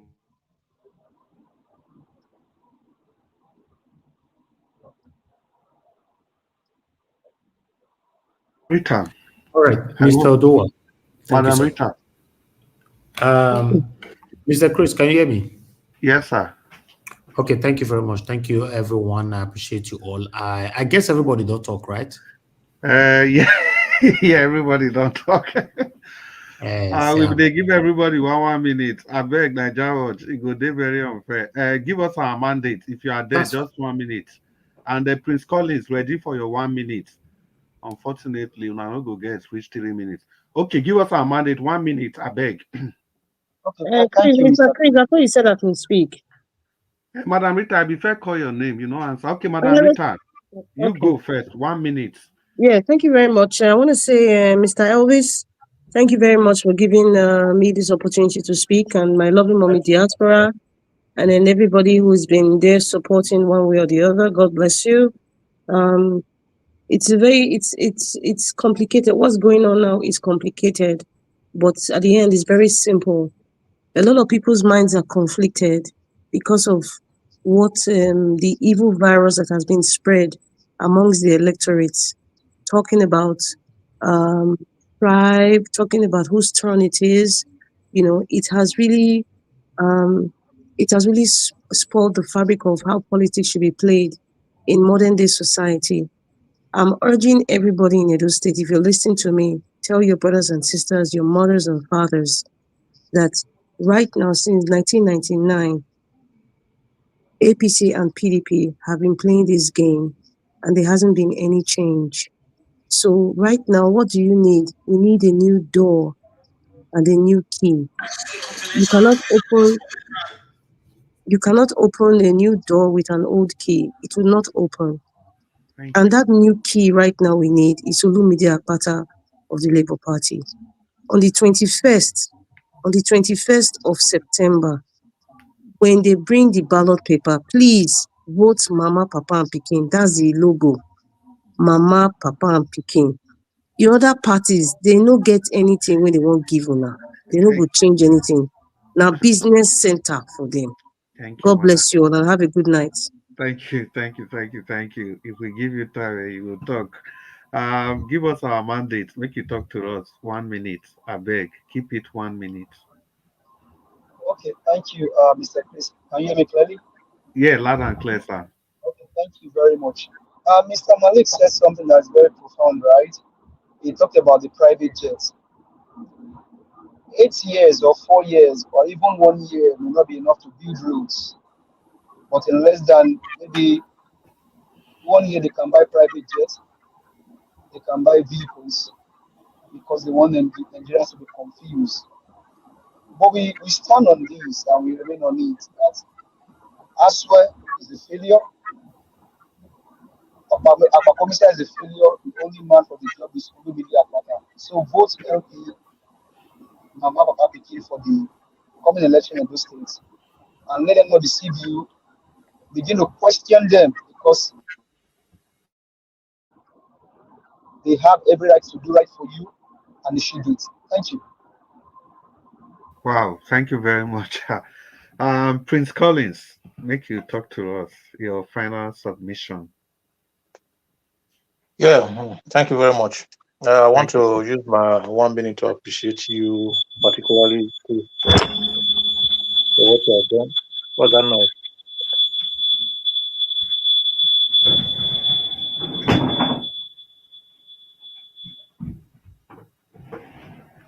Is that noise coming from my end? No, sorry, Okay. it was Yeah. an alarm. Continue.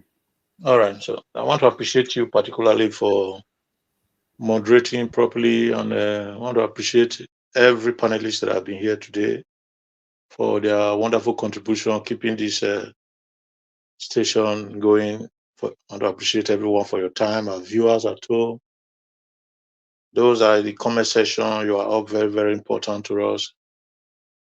Mommy Diaspora, God bless you for your wonderful time and energy. Naija Watch, finally, may God continue to give you the strength to continue doing what you are doing right now. And may God give you that wisdom to be able to manage different ethnic background as you are doing right now on your platform. And I contribute to whatever you think is good to make progress in this dimension. So I want to appreciate each and every one of us. Let us remember that we are one body, we have one cause, and we always disagree to agree. Let us not be personal about our issues. Let us always have that permanent interest, and that permanent interest should be towards a positive change. Thank you very much. I appreciate everyone. Yeah, thank you all. Thank you all. Thank you all. Sorry, earlier it was the alarm that went off. Yeah, I think I like the way you rounded up, that's permanent interest. And that permanent interest is what Mr. Anjawach has been talking about. And that is a better Nigeria that will work for all of us. At this junction, I want to call Mr. Nanjawach to take over the show. Mr. Nanjawach, we want to appreciate you for giving us this opportunity despite the difficulty and everything. We really do appreciate, and everybody on the comment section, they've extended their greetings to you. We are proud of you. You must always remember that at every opportunity. We are proud of you. We are so proud of you for being fair, for giving us this platform to air our views every single day. Thank you so much, sir. The mic is yours so that you round up the show. Thank you, Augustus. Thank you very much, sir. Thanks for being there when needed. I appreciate you. Thank you, every one of you that came into the panel today. Madam Rita, thank you very much. Agape Soft, thank you. Give us a mandate. I appreciate you. Oga Prince, thank you, sir. I appreciate you. Abdul Malik, thank you very much, sir. Mr. Odua, I hear your voice earlier on. Thanks for joining us as well. I appreciate every one of you. Now, God, bless you now.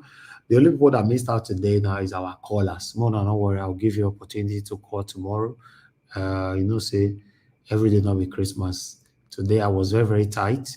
But I wanted to make sure that the broadcast stands, by God's grace, to keep the consistency as you guys have been doing, encouraging us to do this.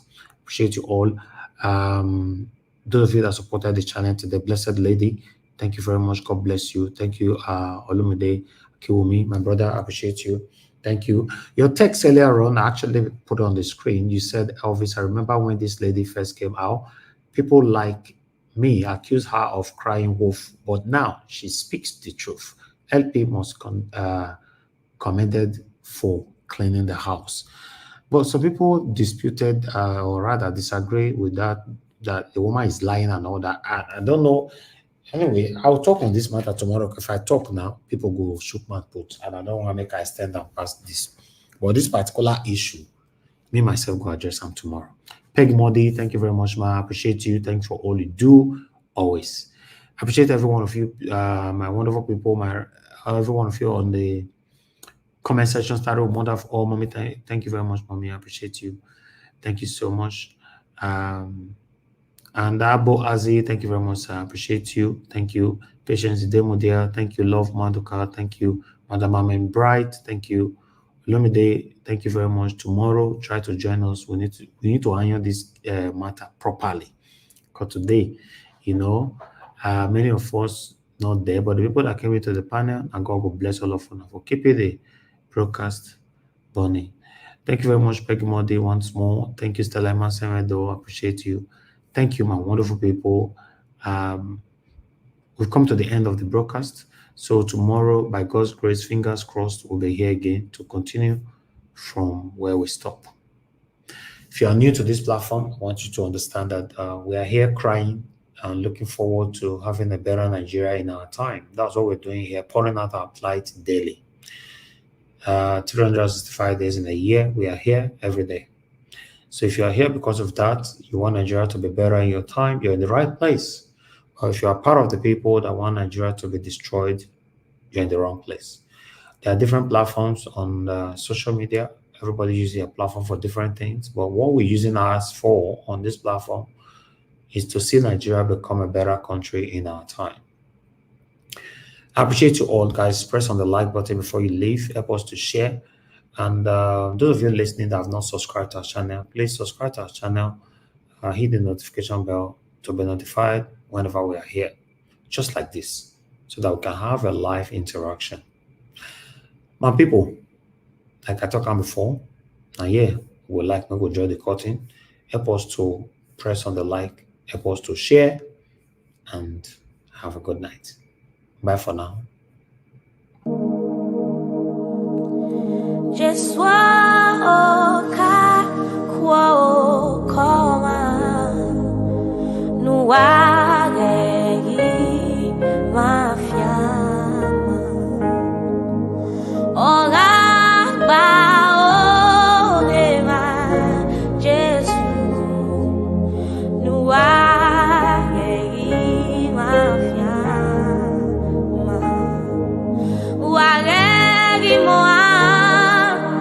Wa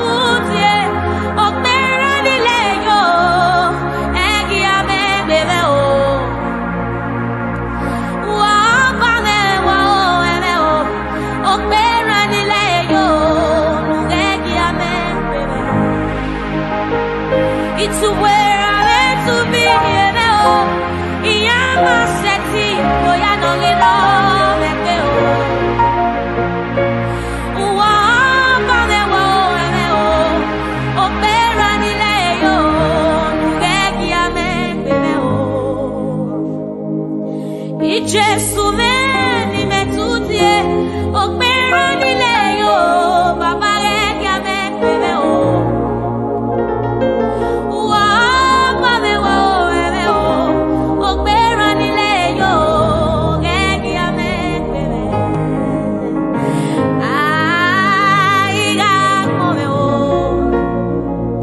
iga come no nyema diga come o